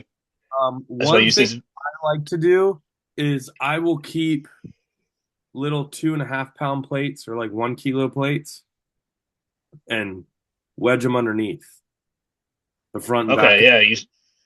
For in between each set, and then before I strap in, I hold the bar, pull one on one side, pull one on the other, so then it doesn't move. It's kind of tedious, but it keeps it's less tedious than having to keep the bar up. And when you're deadlifting as much as you deadlift, it's basically another fucking rep. So, Yeah. yeah. I do about 350 on that one, and it's just a pain to pick it back up every time. Yeah, so I would just put little like incremental plates in the front and back on either side. Yeah. And yeah, that's pretty clever. I tried with pieces of paper on this one. Somebody at the gym recommended trying like to fold some paper up, but it just fell off. So I'm gonna try with the plates. Paper? Cool.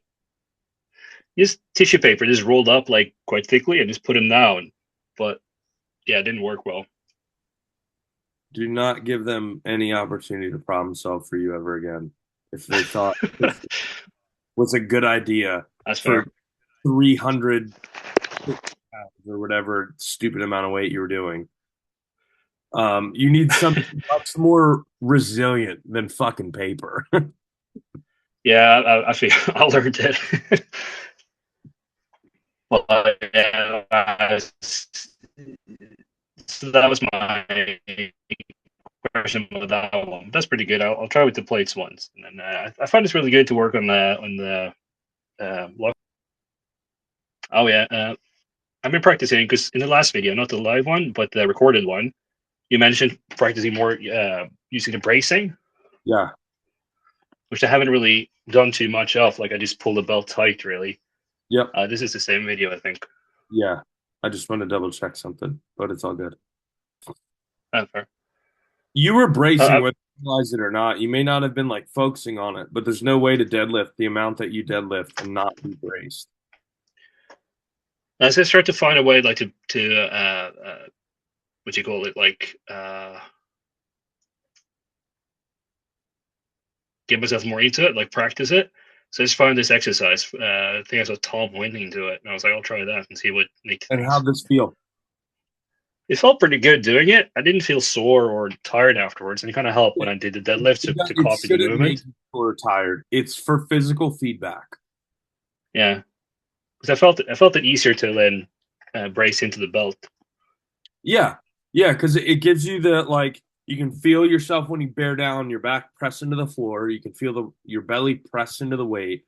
It's not necessarily a workout. It's an exercise for neural pattern, like physical cue, physical feedback. It's not something that you like need to, let me see how heavy I can do it. Like that it's not its purpose. It's just to ingrain a thing we have to actively do every time we lift.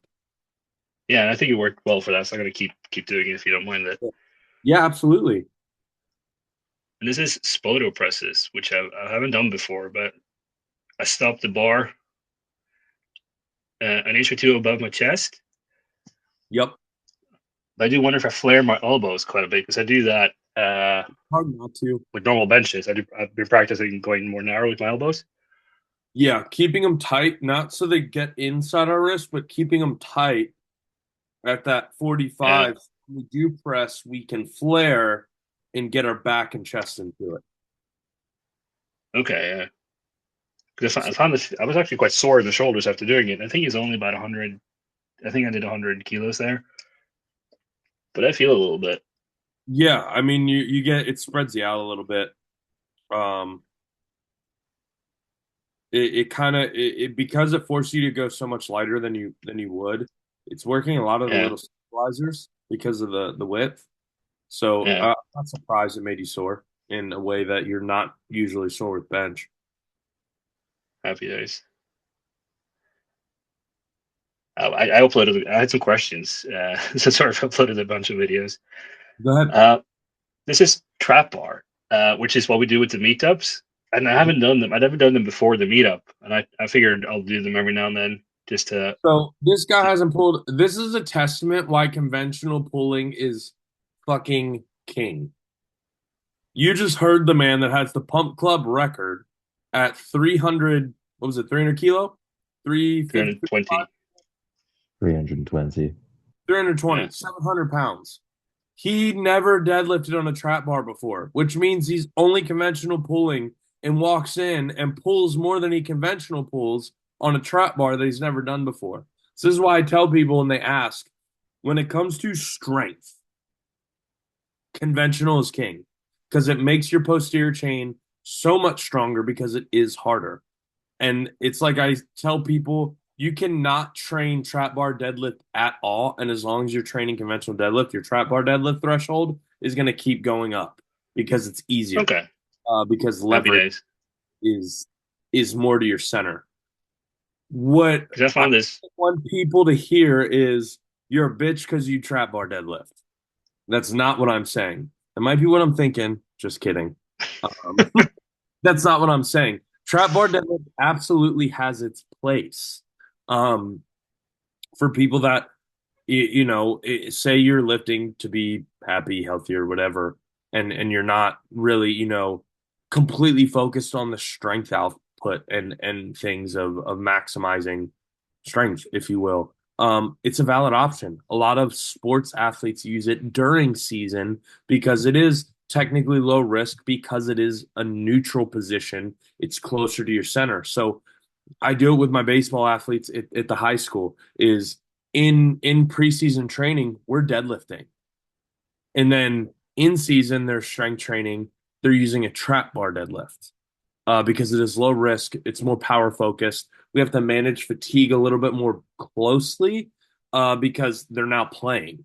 I don't need to be destroying them in a workout, or neither does their coach. So that's where I say it has a place. It is a useful tool. You're not any less for it. It is a completely valid thing. I'm glad it exists. But when it comes to posterior chain brute strength, conventional deadlift is absolutely king. And Torin just accidentally showed why. So basically, just don't worry too much about the trap bars then. Yeah, if your conventional's progressing, your trap bar is getting stronger, 1000%. Yeah, because I find these. I don't know if you can tell in the video, but I kind of fall a bit back when I get up, like the lockout. I just kind of keep going backwards. Yep, because it's easy. There's not a bar in front of you to restrict it. Yeah. But fair enough. That was basically my question about it. So I'm happy to not do them.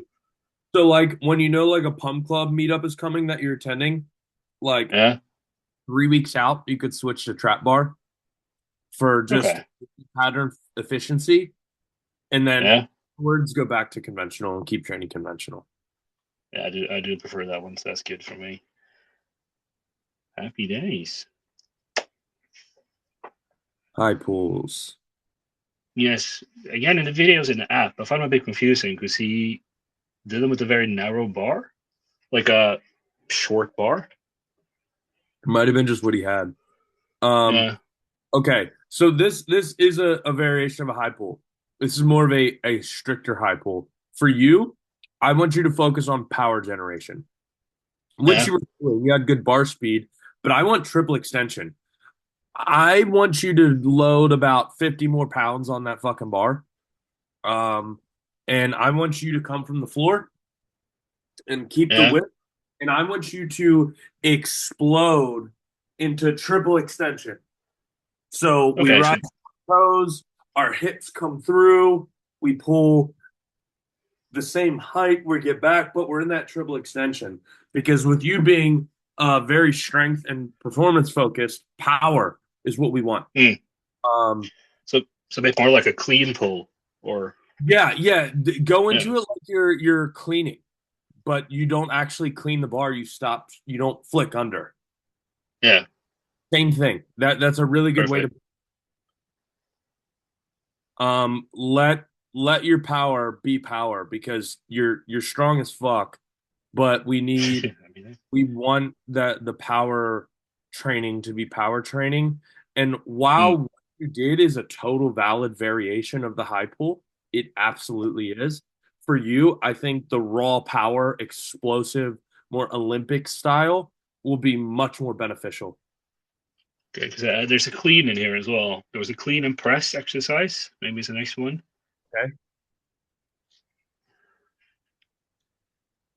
I think that's either 60. I did one with 100 as well, but because again in the video, he's just kind of picking it up and putting it on his in his hands and then shoulder pressing it. And I'm like, is that what I'm doing, or am I supposed to actually? No, you did this fine. I'm totally okay. I want you push pressing for sure. Good. The only thing is to optimize this a little bit better.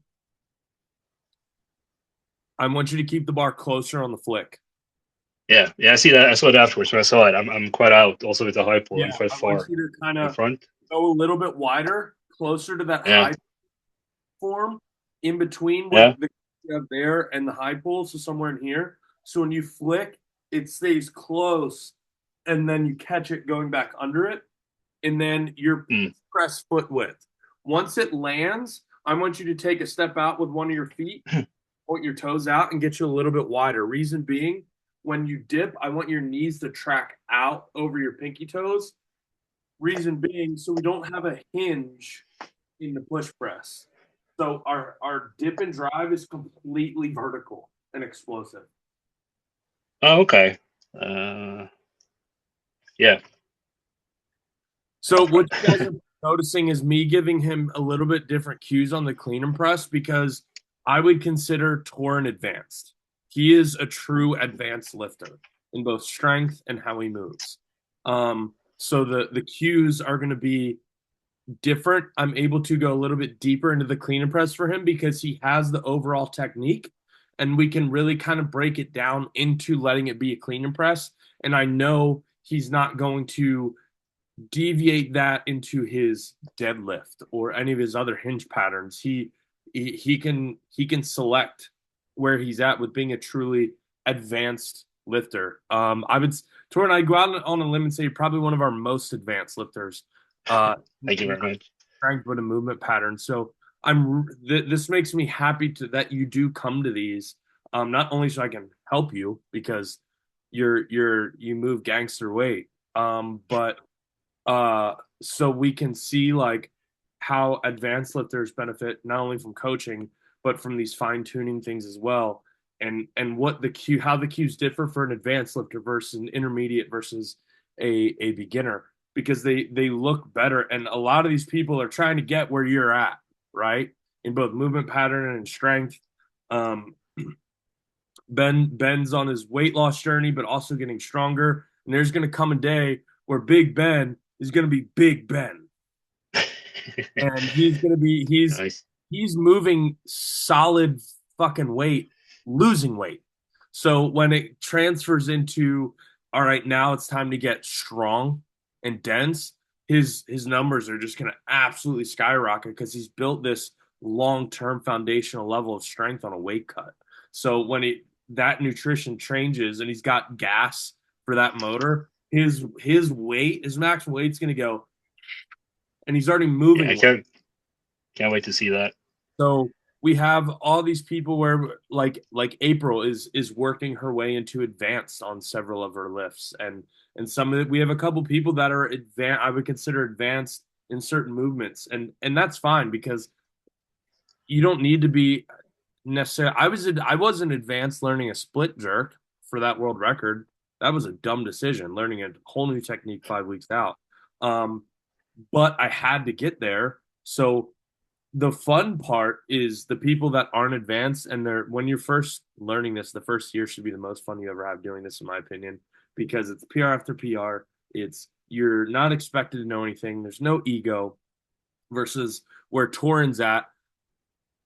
To put 10 pounds on a deadlift that deep in the game, you have to walk a tightrope, and it's very fine tuned. It's a grind. So I like having the contrast with someone like Torin, and then someone who's done their first Zoom meeting in their first form check, so these guys can see the whole ladder and what long-term strength looks like, and have that it's possible. You know what I mean? Yeah, it's been super helpful for me. I was gonna say it's been great. Well, I hope so. That means I'm doing my job. That'd be nice. I think I uploaded just a wrong video. I was gonna go heavier, but I think I stumbled on this one. Then I tried to film again, but let's see. Fuck up. Doing wrong. I don't fall. I just stumble a bit. God forbid you're not perfect, you absolute titan. You got a little wider there.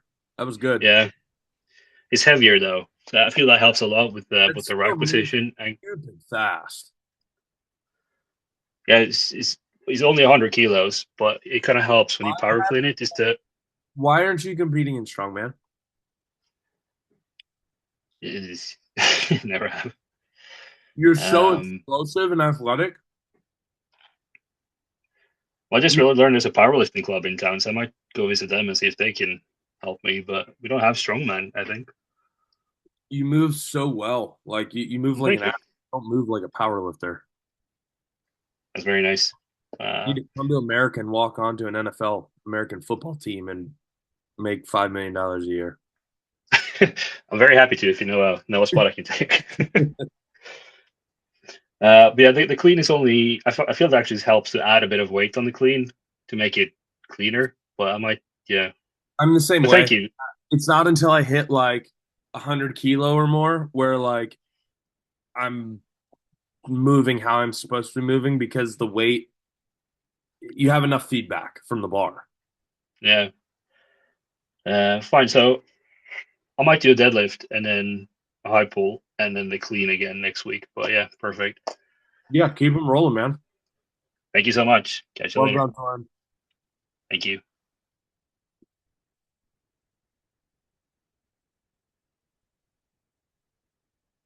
More extension in the hips, William. I don't want you to think driving with the leg. I want you to think squeezing with the butt simultaneously. So we really push that hip up into extension. So we're just shy. I want that hip breaking this plane. Big squeeze.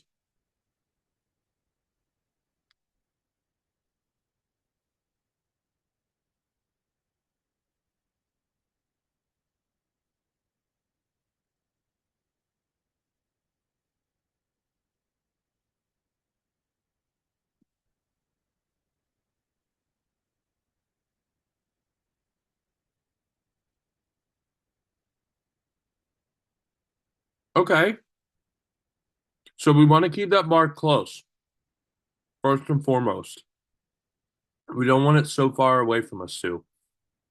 So we want to keep those arms straight.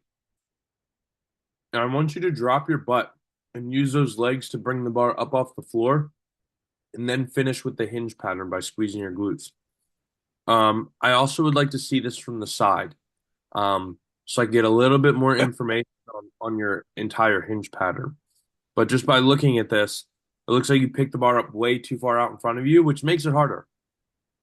So, you're lifting at a little bit of a deficit here with these little plates. So you have two options. I'm judging by how easily you're moving this. You could do a bigger plate, or you could stack it on boxes, other plates, so the barbell is 9 inches off the floor, and then you will have a standard height deadlift. But I hope you resubmit these from the side so I can get a little bit more, but I'm pretty confident the cues are going to be the same. Dropping your butt, pushing the ground away with your legs.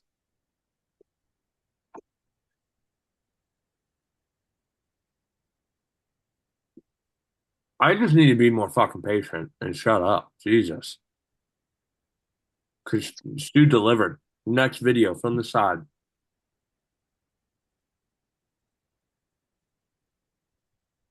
Yep. Sue, I just need you to drop the butt. See how much further past our shoulders are than our hips? We want our hips lower. And being that it's a deficit, at least at the same height as our shoulders, but preferably lower than our shoulders so we can actually utilize our legs in the deadlift. You're basically doing a deficit RDL, which means you've got great mobility because none of this really comes out of position. You're very mobile. You move well. We just need to get you in the right position.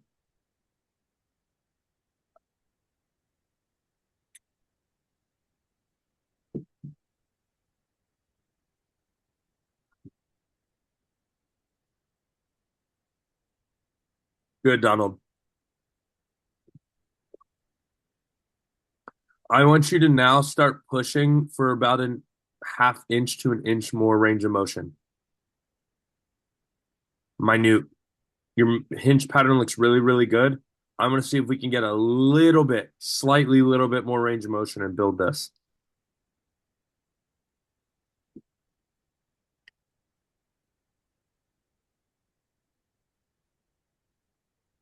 God, I hear the dogs going nuts.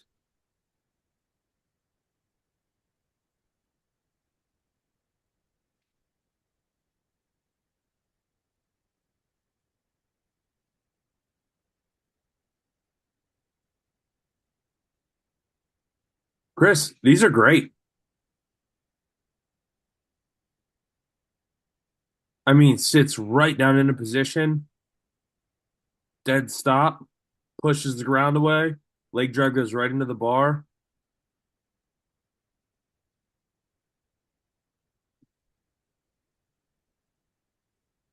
Keep that brace.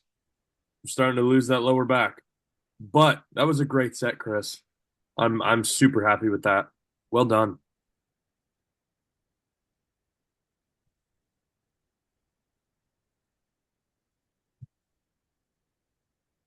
Much better, Nathan. Depth is there. Keep those elbows high for me. Out in front of you. But the depth is fantastic. Let's get some weight on the bar and see what happens. Well done. Nailed this one.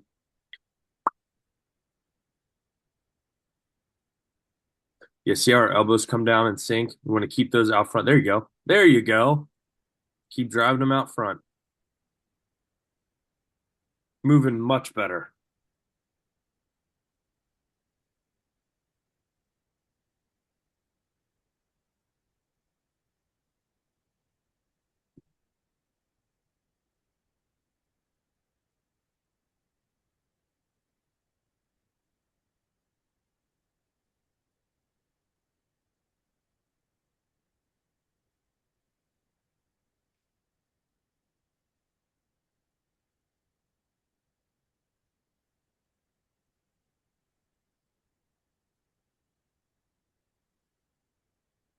Second rep was dialed.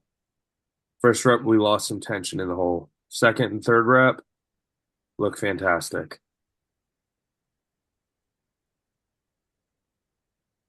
Keep on keeping on, Brian. I love those.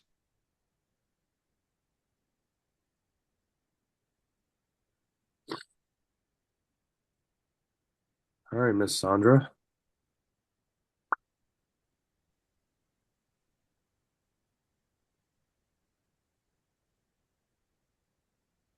Good.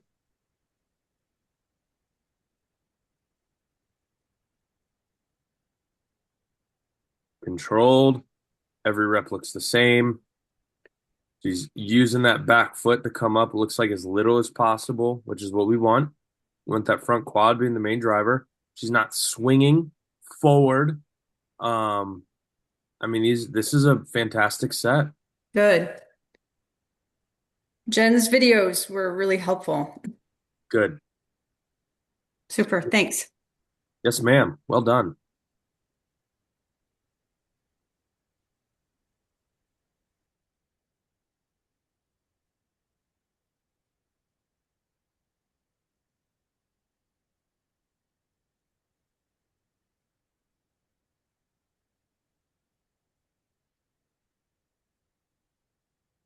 I love when I can see someone bracing. Yeah.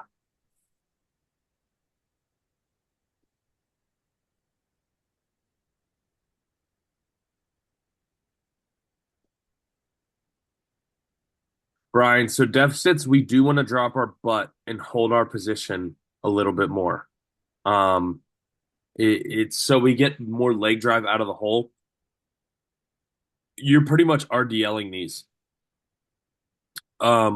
which is still strong.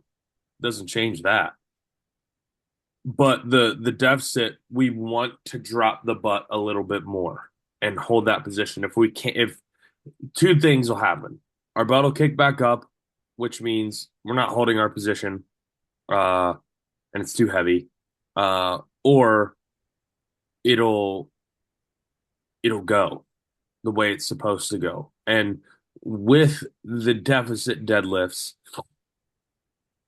that deeper position is important. The goal is to hold that deeper position, and force more core, more off the ground quad power. So maintaining that deeper position is fundamentally important on the deficit versus RDLing it like this. So keep that in mind.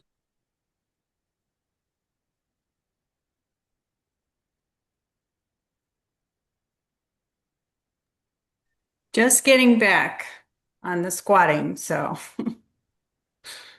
Be gentle. yeah. I mean, everything looks sound. You probably go slightly deeper, but this from here up is rigid. Elbows are high. From the front, everything looks like it's where it's supposed to be outside of being a little deeper. Okay. It looks like you might have been favoring one side slightly.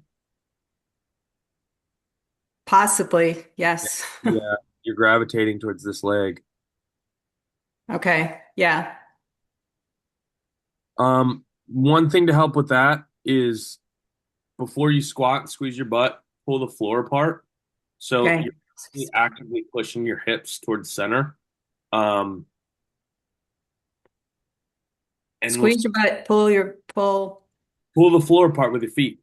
What Okay. you won't actually be able to, but I want you to input. Okay. And you'll feel your glutes light up, and that should help force your hips somewhat center. Outside of that, just push for a little more depth. Everything else is looking really good. Awesome. Hey, thanks, Nick. Always.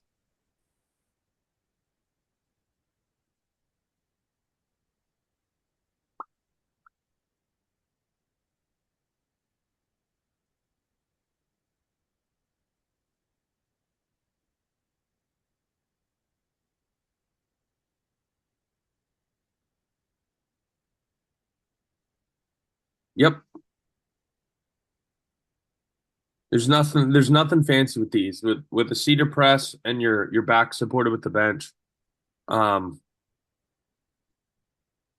you start pressing, they're kind of hard to mess up. It's in the hole where what matters here. And what she does very well is she doesn't get behind her power, meaning her elbows drift from coming too low behind the power. She comes down to that position where she's still stacked and she presses back up. So she's doing this very well. I'm happy with these. She could maybe, Lisa could probably get a little bit wider, like a finger or two width wider. See how much she was pressing in the hole? Her wrists were inside the elbow versus being directly over. That's really the only thing that stands out to me. Otherwise, she's doing these very well.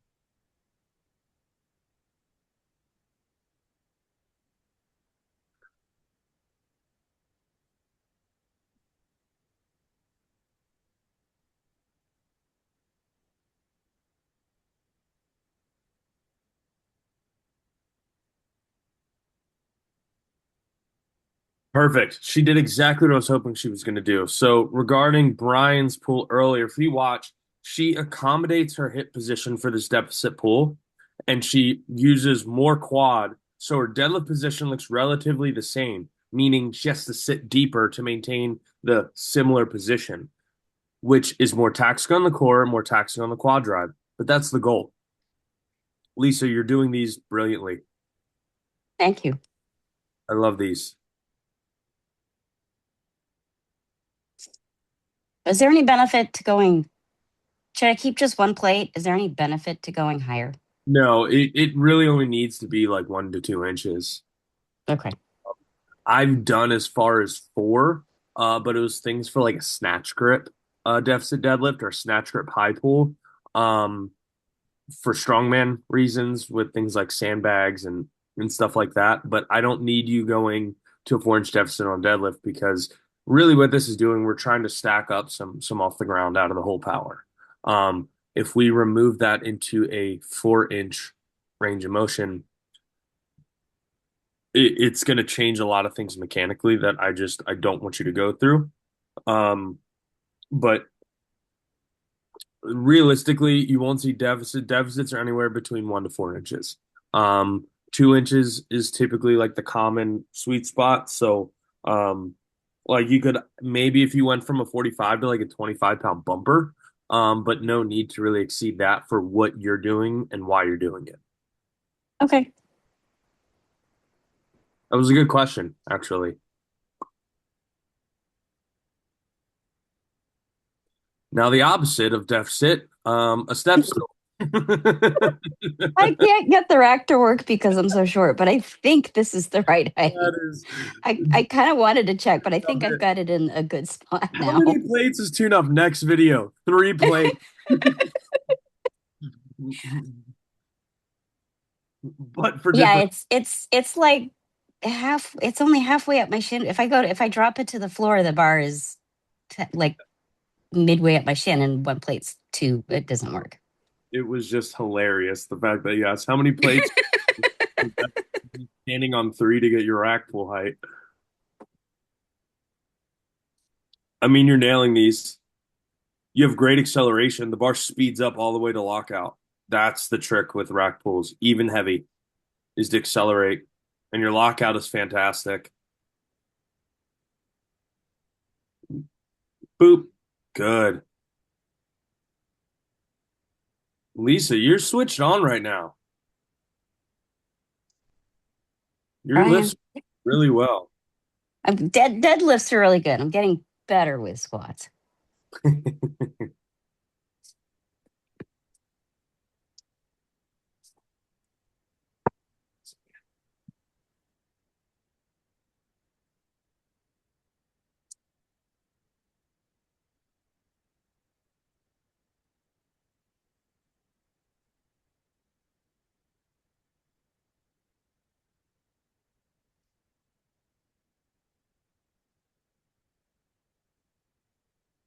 Ian, you have a 30-second setup.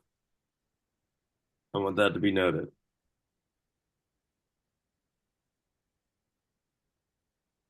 Sit down. There we go. That was a little better. We're still not quite in position in that lumbar. It's going to be harder to do at a deficit. That's better.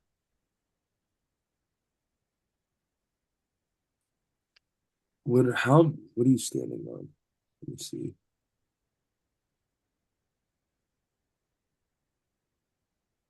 next time you do deficits, I want you to use the green plates. I want to do a little less of deficit, see if you can get in position a little bit better. And 30-second setup's a long time on a deficit with a belt on, a heavy deficit. I don't want you wasting that much time down there. I want you to move in. You know how to deadlift. You know how to deadlift. I want you to set up, get in position, brace, and go. Don't overthink.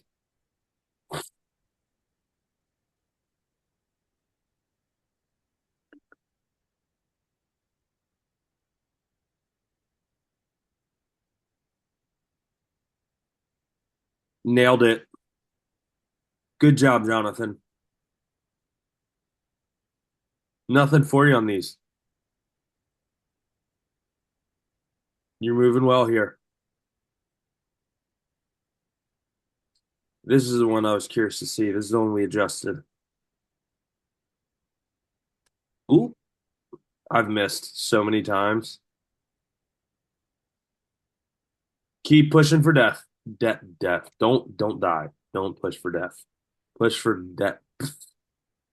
Um, I want you to get way lower. Same standard as a squat, Jonathan.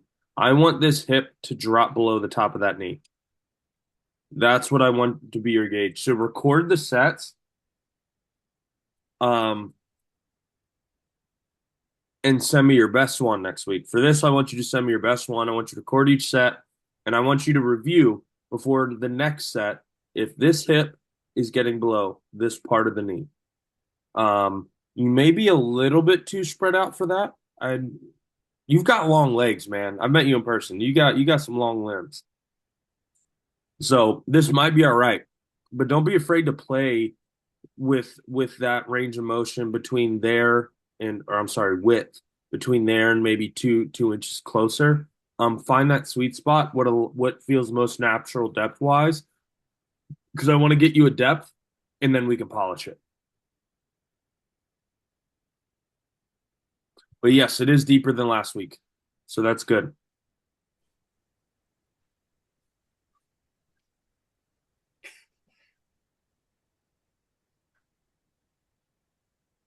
Man, you just get right into it. Mark, you skip the foreplay and just fucking dive in there, dog. Is that a bit quick, Nick? Yeah. So that's what I thought when I watched it. Even the way you approach the bar, he's like, "Gotta hold on. Let me slide this thing to the." It was a busy day, so I had to get it in. But yeah, it did look a bit quick. He's like, "Gotta go. Here he comes. And then, I mean, it's just unrack, boop, boop, boop, right into it. So, what I want to change about that is I want you to slow the unrack process down. Okay. I want you to brace, unrack, drop, rebreathe, brace, squat. Gotcha. Everything that happens once we unrack the bar is going to set up our squat. And now, with that being said, you smoke these.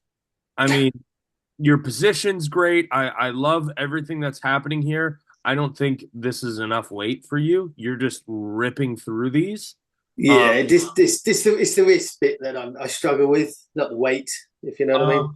Richard was having a similar issue, and I had him do what I do: is I use wrist wraps. Okay.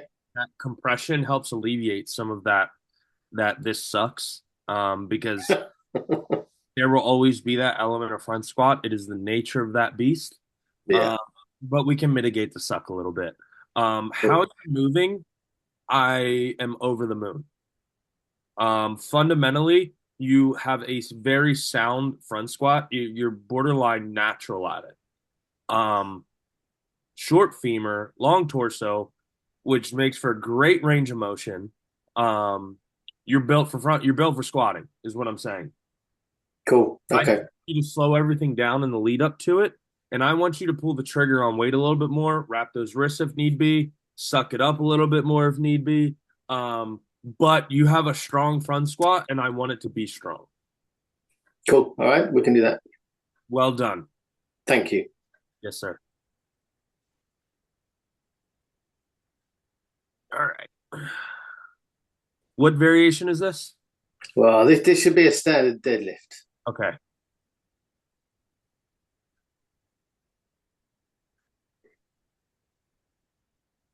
What's the rep range? I think this is about 5 to 6. Got a little out front on that one. So again, I don't want to see how fast you can get through your set. I get time is a thing for people that live in the real world, unlike me. Um, and I live out here in the woods. Um, so I want you to be you blaze through shit. I want same thing is I want deliberation, deliberate reps, and once you're moving the weight, everything is fine. It's the in between that kind of fucks you up a little bit. So Right. one rep that got out front, it wasn't your pull. It was that you didn't set. Look at it. It rolls away from you. You just rip it back off the floor like it's a strongman contest. I got a minute. I got to get as many reps as possible. And that's not the case. I want you to be more deliberate, focus on position every single rep, even if you got to take 3 to 5 seconds and set the bar back in place, get your brace, get set. I want deliberate reps because you move so well. We just need to get you consistent and kind of almost scaled back. I need to put the reins on you a little bit. Same thing my coach does for me. It's not like he's tweaking my form. He's just keeping me from being a complete idiot. Yeah. Okay. So we just need to make you a little bit more deliberate and a little bit more patient with your sets. That's really all I'm doing with you because you're moving well, and I want to see what adding in that deliberate movement does for your overall form, sets, effort, weight, and run that for, let me see what that looks like next week and the week after that because you move well. Cool. Okay. Yeah, I got it. Thank you very much. Appreciate that.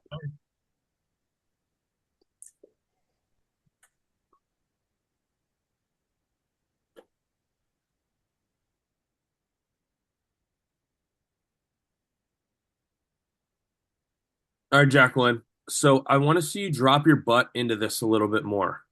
Meaning your hips are at about shoulder height on the deadlift. So we're here and we're a little bit in flexion. I want you to, when you drop that butt, I want you to push that butt back behind you, um, and push that belly button to the floor so that pelvis rolls your tailbone to the sky as you're dropping into it a little bit. And now, mind you, it only needs to come down like 2 inches. It's not a giant movement. But as you do that, I want you to roll those hips. So if this is your back, this is your hips. I want you to roll those hips into a neutral spine by pushing that belly button to the floor and turning that tailbone up. Keep that bar close. Don't let it drift away from you. It should come right up your legs, starting over your midfoot. That's good. I don't want you to go around your knees. I want you to pull straight up and advance your hips to the bar. Your knees will come back naturally.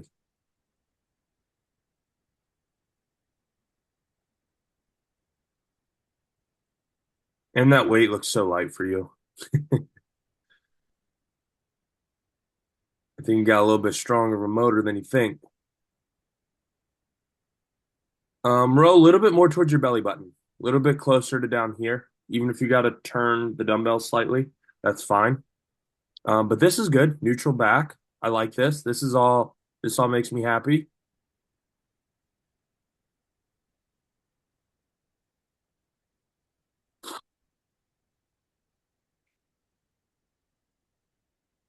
Good. Pressing towards your face. Good control.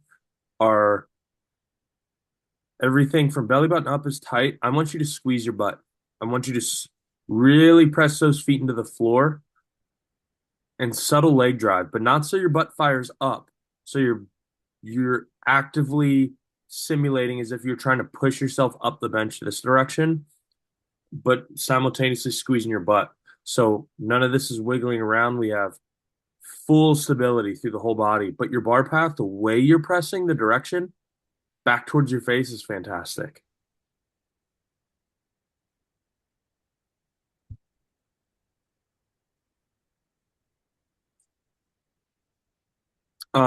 So for these, you see how your elbow's on top of your knee? I want you to put basically the bottom of your tricep on the inside of your thigh. So it doesn't affect the hinge. We kind of slide down just a little bit, bend over a little bit more. So that is actually stabilizing our elbow, and our elbow's free to hinge as it needs to hinge. It's literally like an inch difference of where you're at now.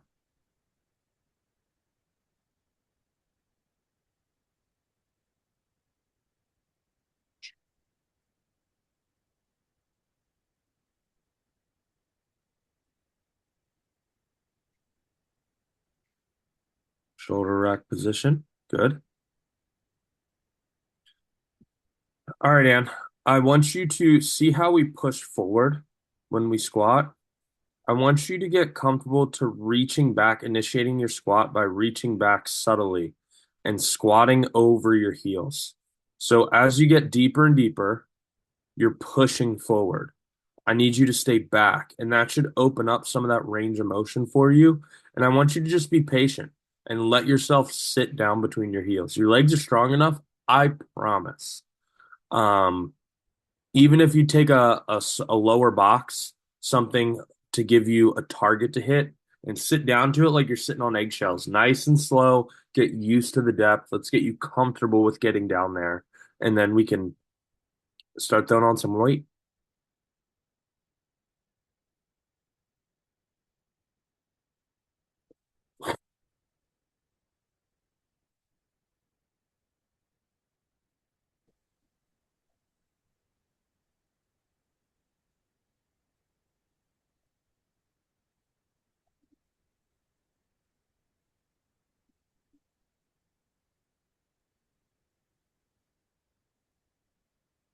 Incredibly mobile.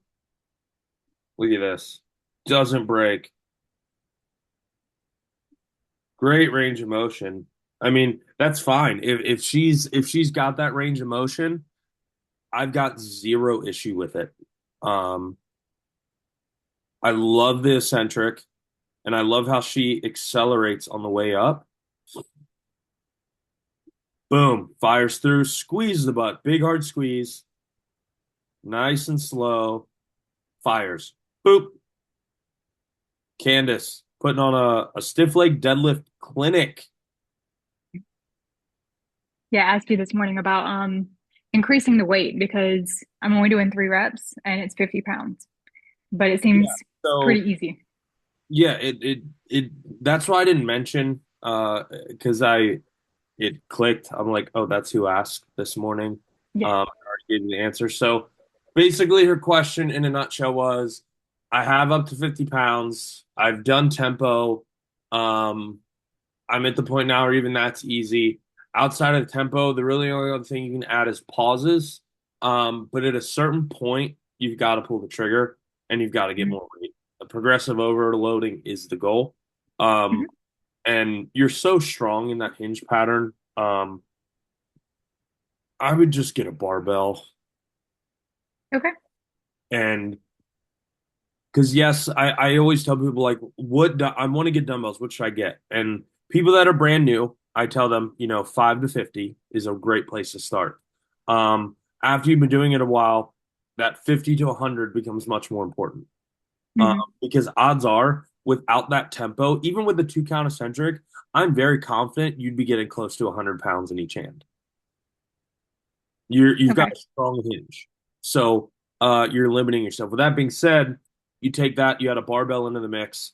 Now it's gonna open the door to grow so much more for you when it comes to deadlift, RDLs, things of that nature, to squats. I think you're ready for a barbell if that's an option you're willing to go. Well, I actually already have barbells. So I was just doing the dumbbell one because that's part of my program is to Okay. do dumbbell.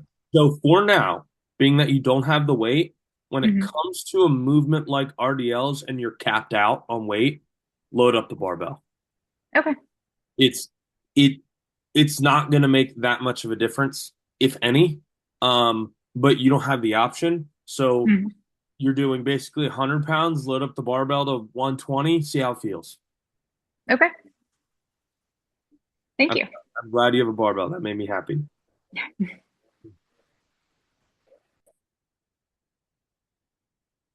Oops.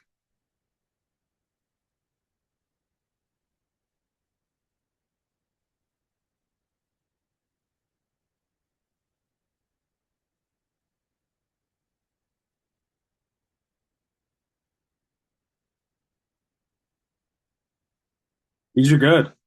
Great hinge. And look how he elevated it to make it so it is that of a normal conventional height. Um, Yeah, Bart, these are good.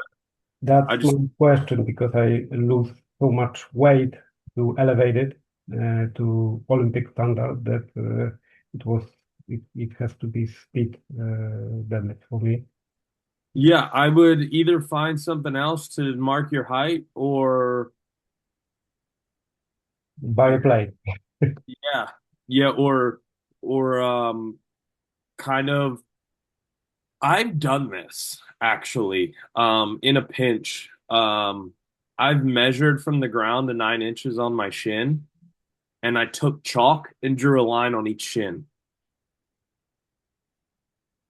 So I've literally taken a chalk block because I was traveling and I was in a hotel gym and I travel with chalk typically in case like I find a gym, blah blah. I don't rely on other gyms to have chalk. I bring my own.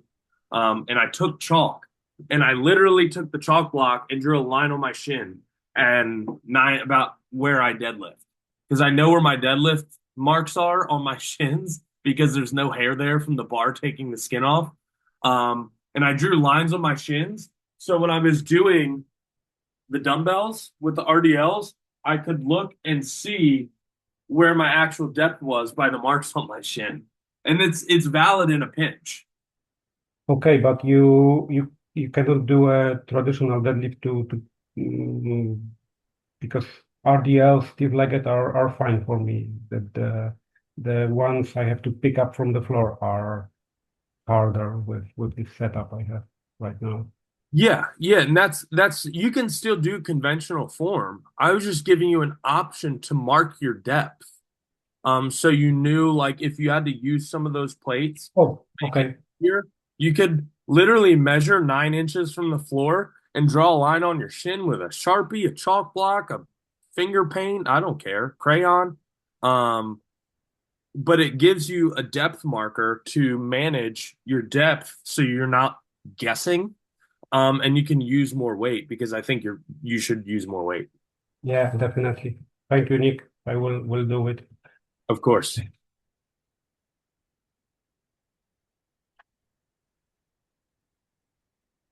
I like this. This already looks good. Yeah, the Yes.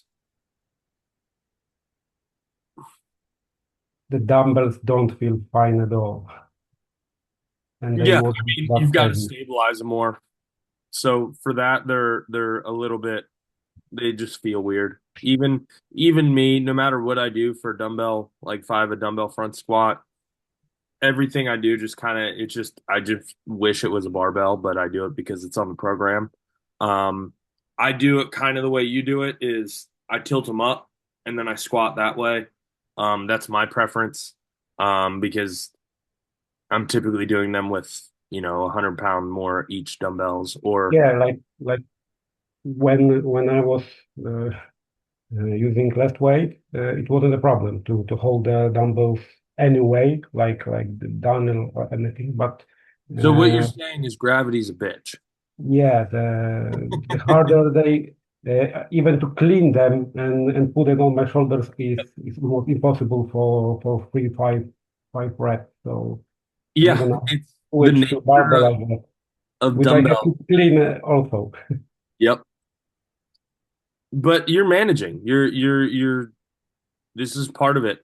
Like you're figuring out options, you're playing with it. Like um being that the one gym I train out of predominantly in prep, there's no machines. So I have to get creative for certain things and I've come to enjoy that. So this is part of the process is figuring out, oh, how can I make this work? How can I make this work? This, that, and the other. Like that thing I gave your shins, that happened out of necessity.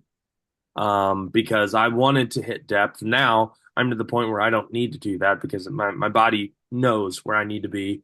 But I wanted to get it right. And so this is all good things, man. Okay, It's you mentioned before that I should get my butt part further. It's better now, or that looked good. okay? That all the actual squat looked fantastic. Well Okay, done. I will put more weight on it next time. Thank you. Yes, sir. Appreciate it. Always.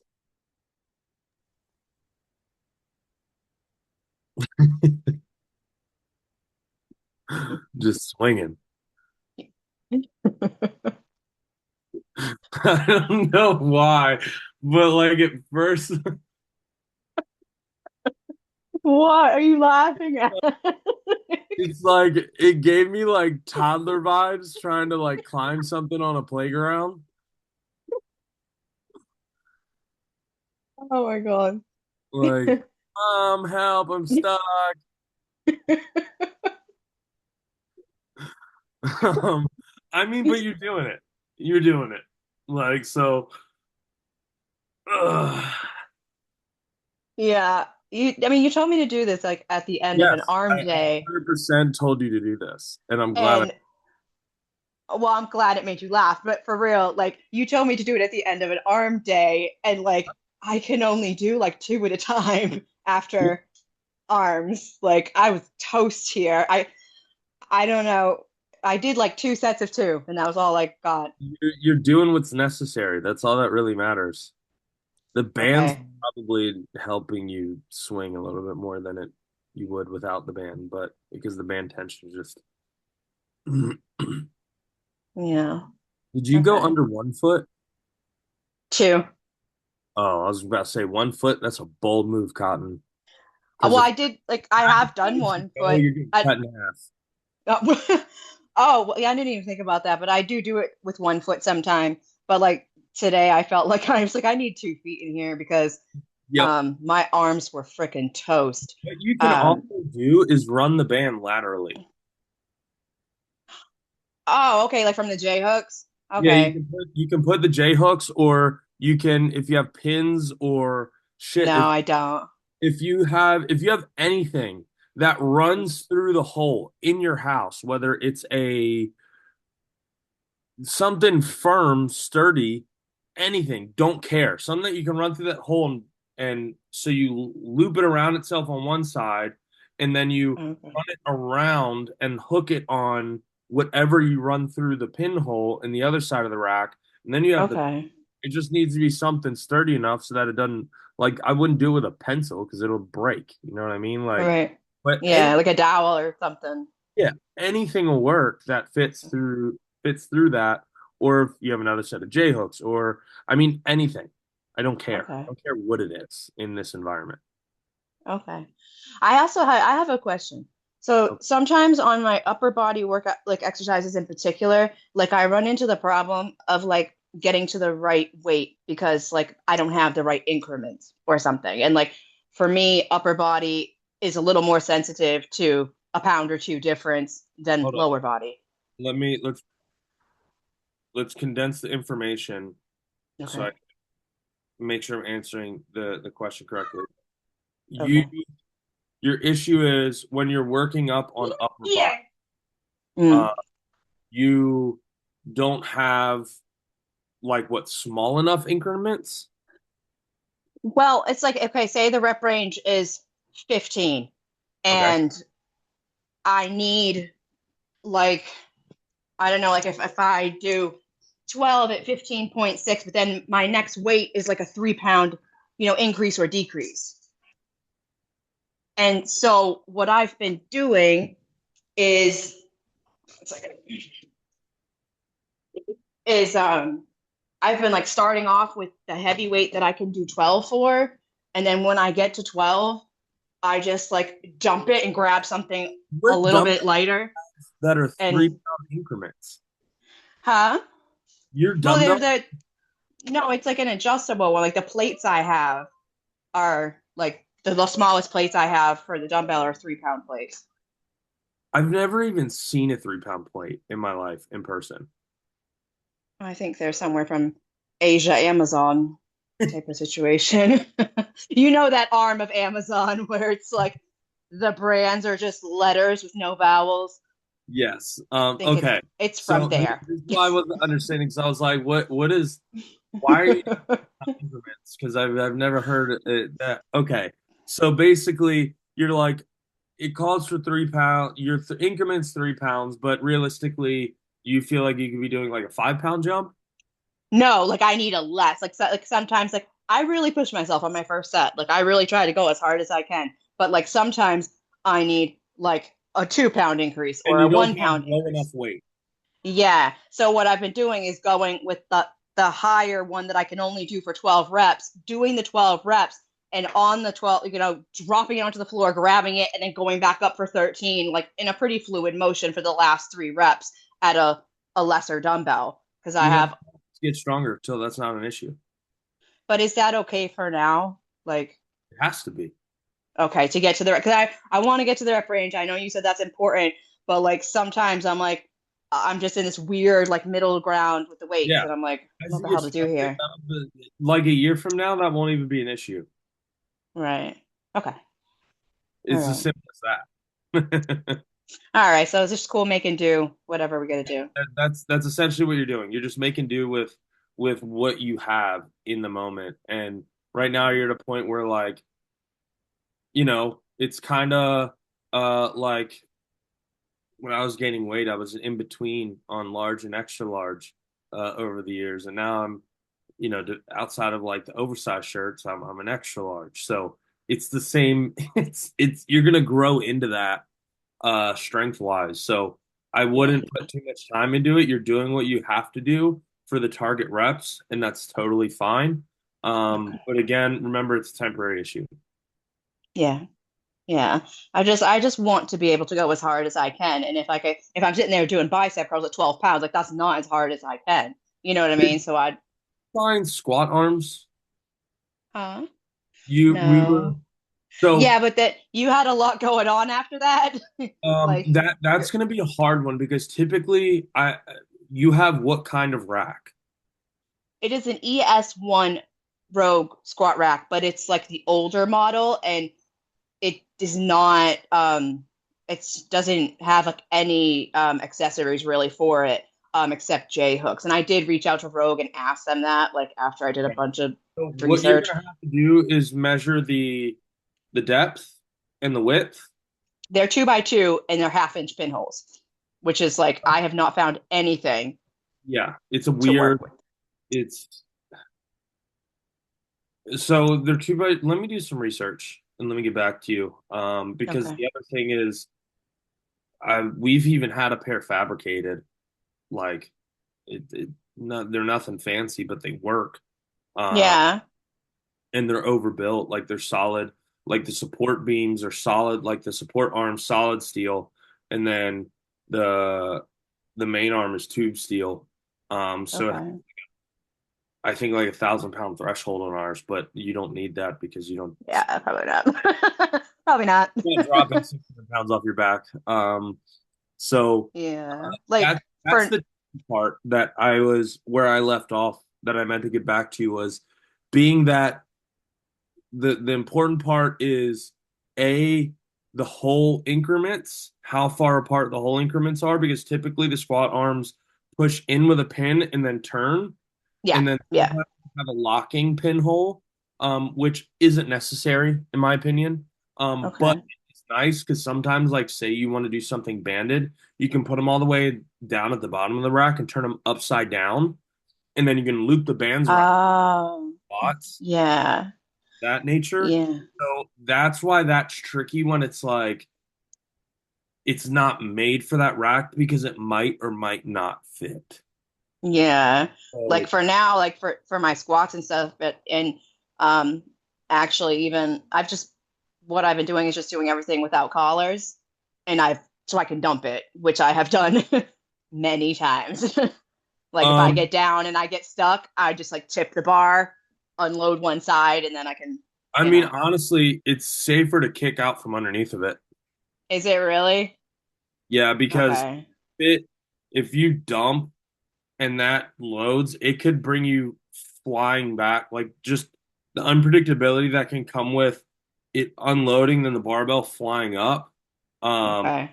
and then it dumping, then it can come like if it leaves your hand, it's coming back down on you.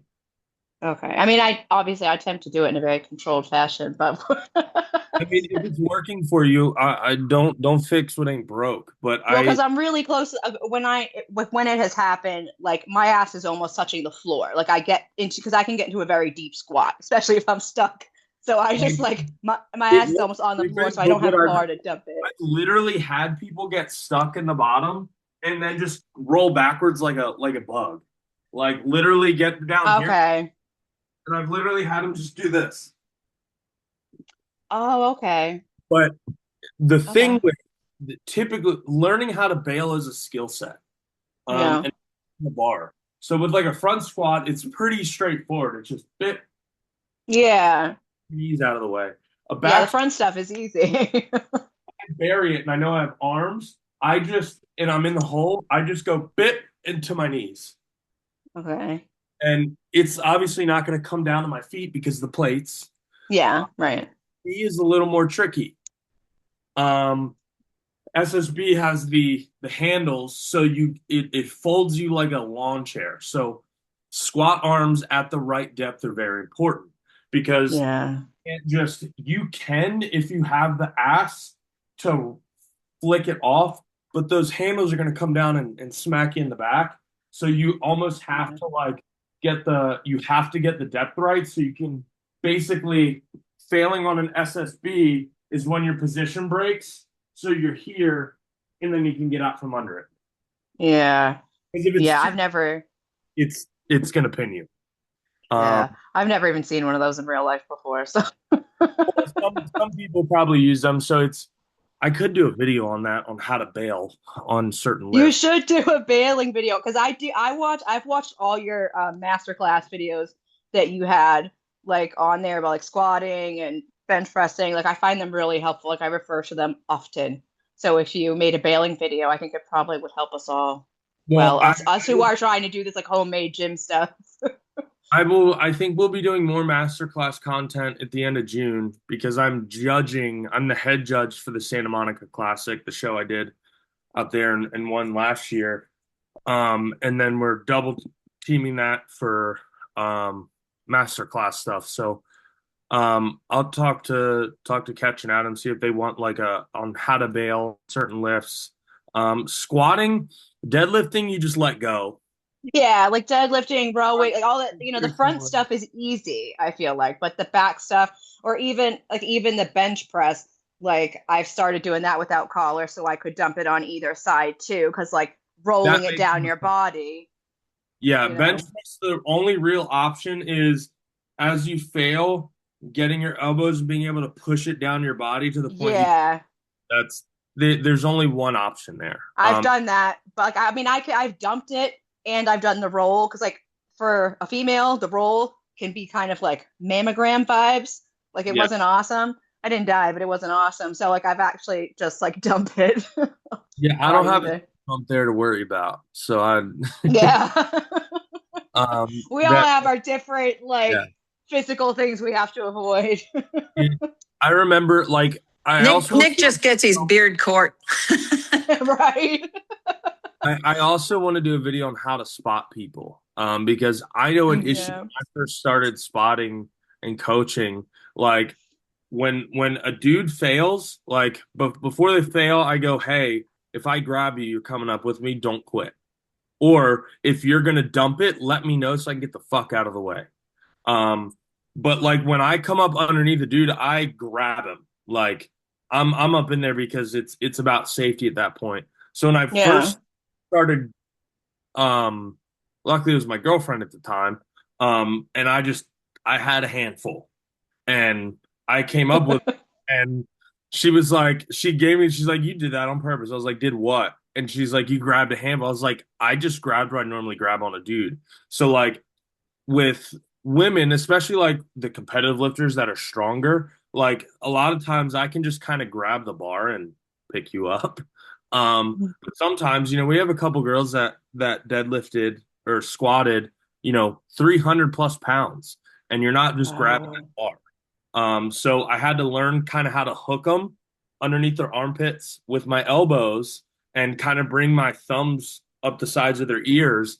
And yeah, we're gonna get close from here down, but like I don't want you to die.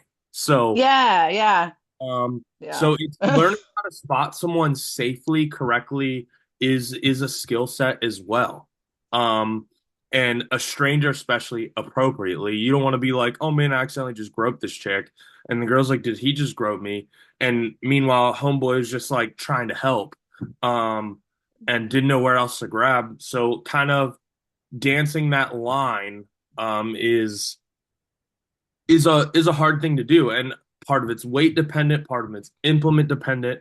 Um, Deadlifting, there's no real spotting. Front squatting, I don't spot front squats because I'll stand there in case you start to tip backwards, but otherwise, I give you room so you can clear the bar and get out away from it, because it is so easy to dump. But back squatting and benching, there is a way to do that safely for both parties and appropriately, if you will.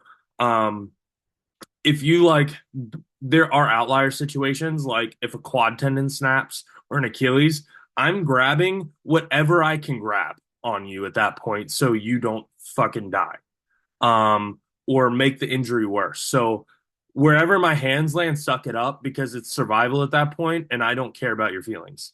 Um, with that being said, when stuff like when catastrophic happens, it happens so very fast. You see people in the gym, and I'm glad we're talking about this because you'll see people, if this chair is someone squatting, you'll see people back here spotting like this. If they go, you're not getting there. Like you're not making up that distance because when catastrophic happens, it's instant rate of free fall with hundreds of pounds potentially. So like when it is something like you're right fucking there, and catastrophic is scary because it happens fast, and sometimes the people can have enough control, awareness, experienced lifters to make sure their spotter doesn't die and they don't die, and they kind of meet each other in the middle. But when it comes to people that don't necessarily have that experience, it crumbles quickly, and the spotter either has to be close enough that they can do something about it without putting themselves at risk, or they got to be out of the way enough to it has to go, and I'm gonna try and get it off of you in a timely manner after catastrophic has happened. So there's no in between there.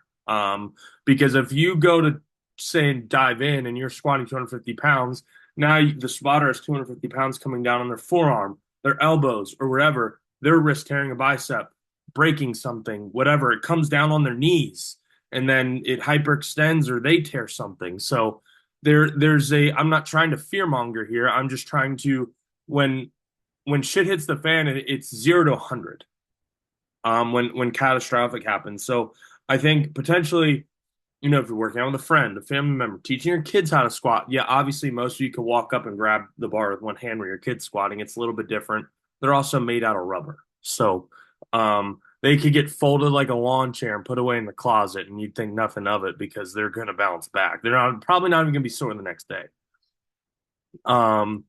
So that we can do like a master class on spotting safely, appropriately, and in my opinion, as a coach, when catastrophic happens, appropriate goes out the window when survival takes the front seat. It's not about, oh man, I grabbed a titty. It's about you went 0 to 100 and your quad let go, and it was about making sure that didn't catastrophically escalate, and I grabbed any real estate I could grab with the zero amount of time I had. It's as simple as that. So yeah, I squat think arms. most people would want to have like get a titty grab and die. It's like when it comes down to it. I hope so, but like yeah. about like someone stopping someone from falling down the stairs, and then they're suing the person that saved them from getting a break in their neck. Like you never. Like, That's true. I mean, of course, most gyms have cameras. They'd see it on camera, and then that would throw out. But like, I understand the fear of like if I have to train in a commercial gym, I mind my fucking business because I don't want to. I people watch by habit, by nature, because people are fucking weird. And I'm just, and next thing I know, I'm gonna be all over social media. This dude was staring at me, and I was just staring in that direction. And I was thinking about how many twists I want on my next barrel for my competition rifle and what grain I'm gonna have to run. Because 792 twists are better for 72 grain 5.56 than 55 grain 5.56. That's I more than likely what's going through my head when I'm just staring off in the distance. The next thing I know, I'm famous on Instagram because I was staring at some shitfluencer. I think that's like a big layer of of gym culture now. Like that's even if I didn't have the childcare barrier, I wouldn't go, and that's a big part of the reason. It's because like I don't want to be in the background of some influencer's video. Like I don't want to me like I don't know that adds a layer of like distance between me and ever going to a gym. It's because like I don't want to be Instagram famous like for some horrible shit or whatever just without your say so. Yeah, 100%. I'm fortunate enough that I train in a private gym and because I moved 30 minutes away when I got this house, I still train at that private gym, especially when I'm in prep. I exclusively train there because it has all the strongman stuff I need. But there's another private gym that isn't staffed. It's a little bit bigger than the one I train at mainly, and it's $75 a month, 24/7 access, but it's a strength private gym. Like it is. So the people there, I might run into one person there a week. There's, I think, 20 members at that. They have 2 locations, but that's the OG location, and it's mainly kept open because the owners train there because no one else. There's like 20 members. So in that location, the other location has like 2,000. I have no interest in going to the other location because I can go in there. I connect my phone to the speaker. If there is someone in there, they're training with a purpose. And if they need a spot, we're on the same page. If they're deadlifting and I go, hey, bring your hips up, whatever, they're like, cool. Like we're of the same cloth. I don't have to worry about the owners made it very clear they don't like influencers. They've even declined them when they come through. And I'm like, yeah, these are my people. You know what I mean? So I feel for those of you that have to train in a commercial type gym. It has gotten more of a zoo than it's ever been, especially with how much fitness is trending in the social world. And one fun fact is strength training, especially for women, has become more popular than weight loss, which I think is pretty fucking cool. We think it's cool too. Now that we're out of that rabbit hole, anybody have any questions?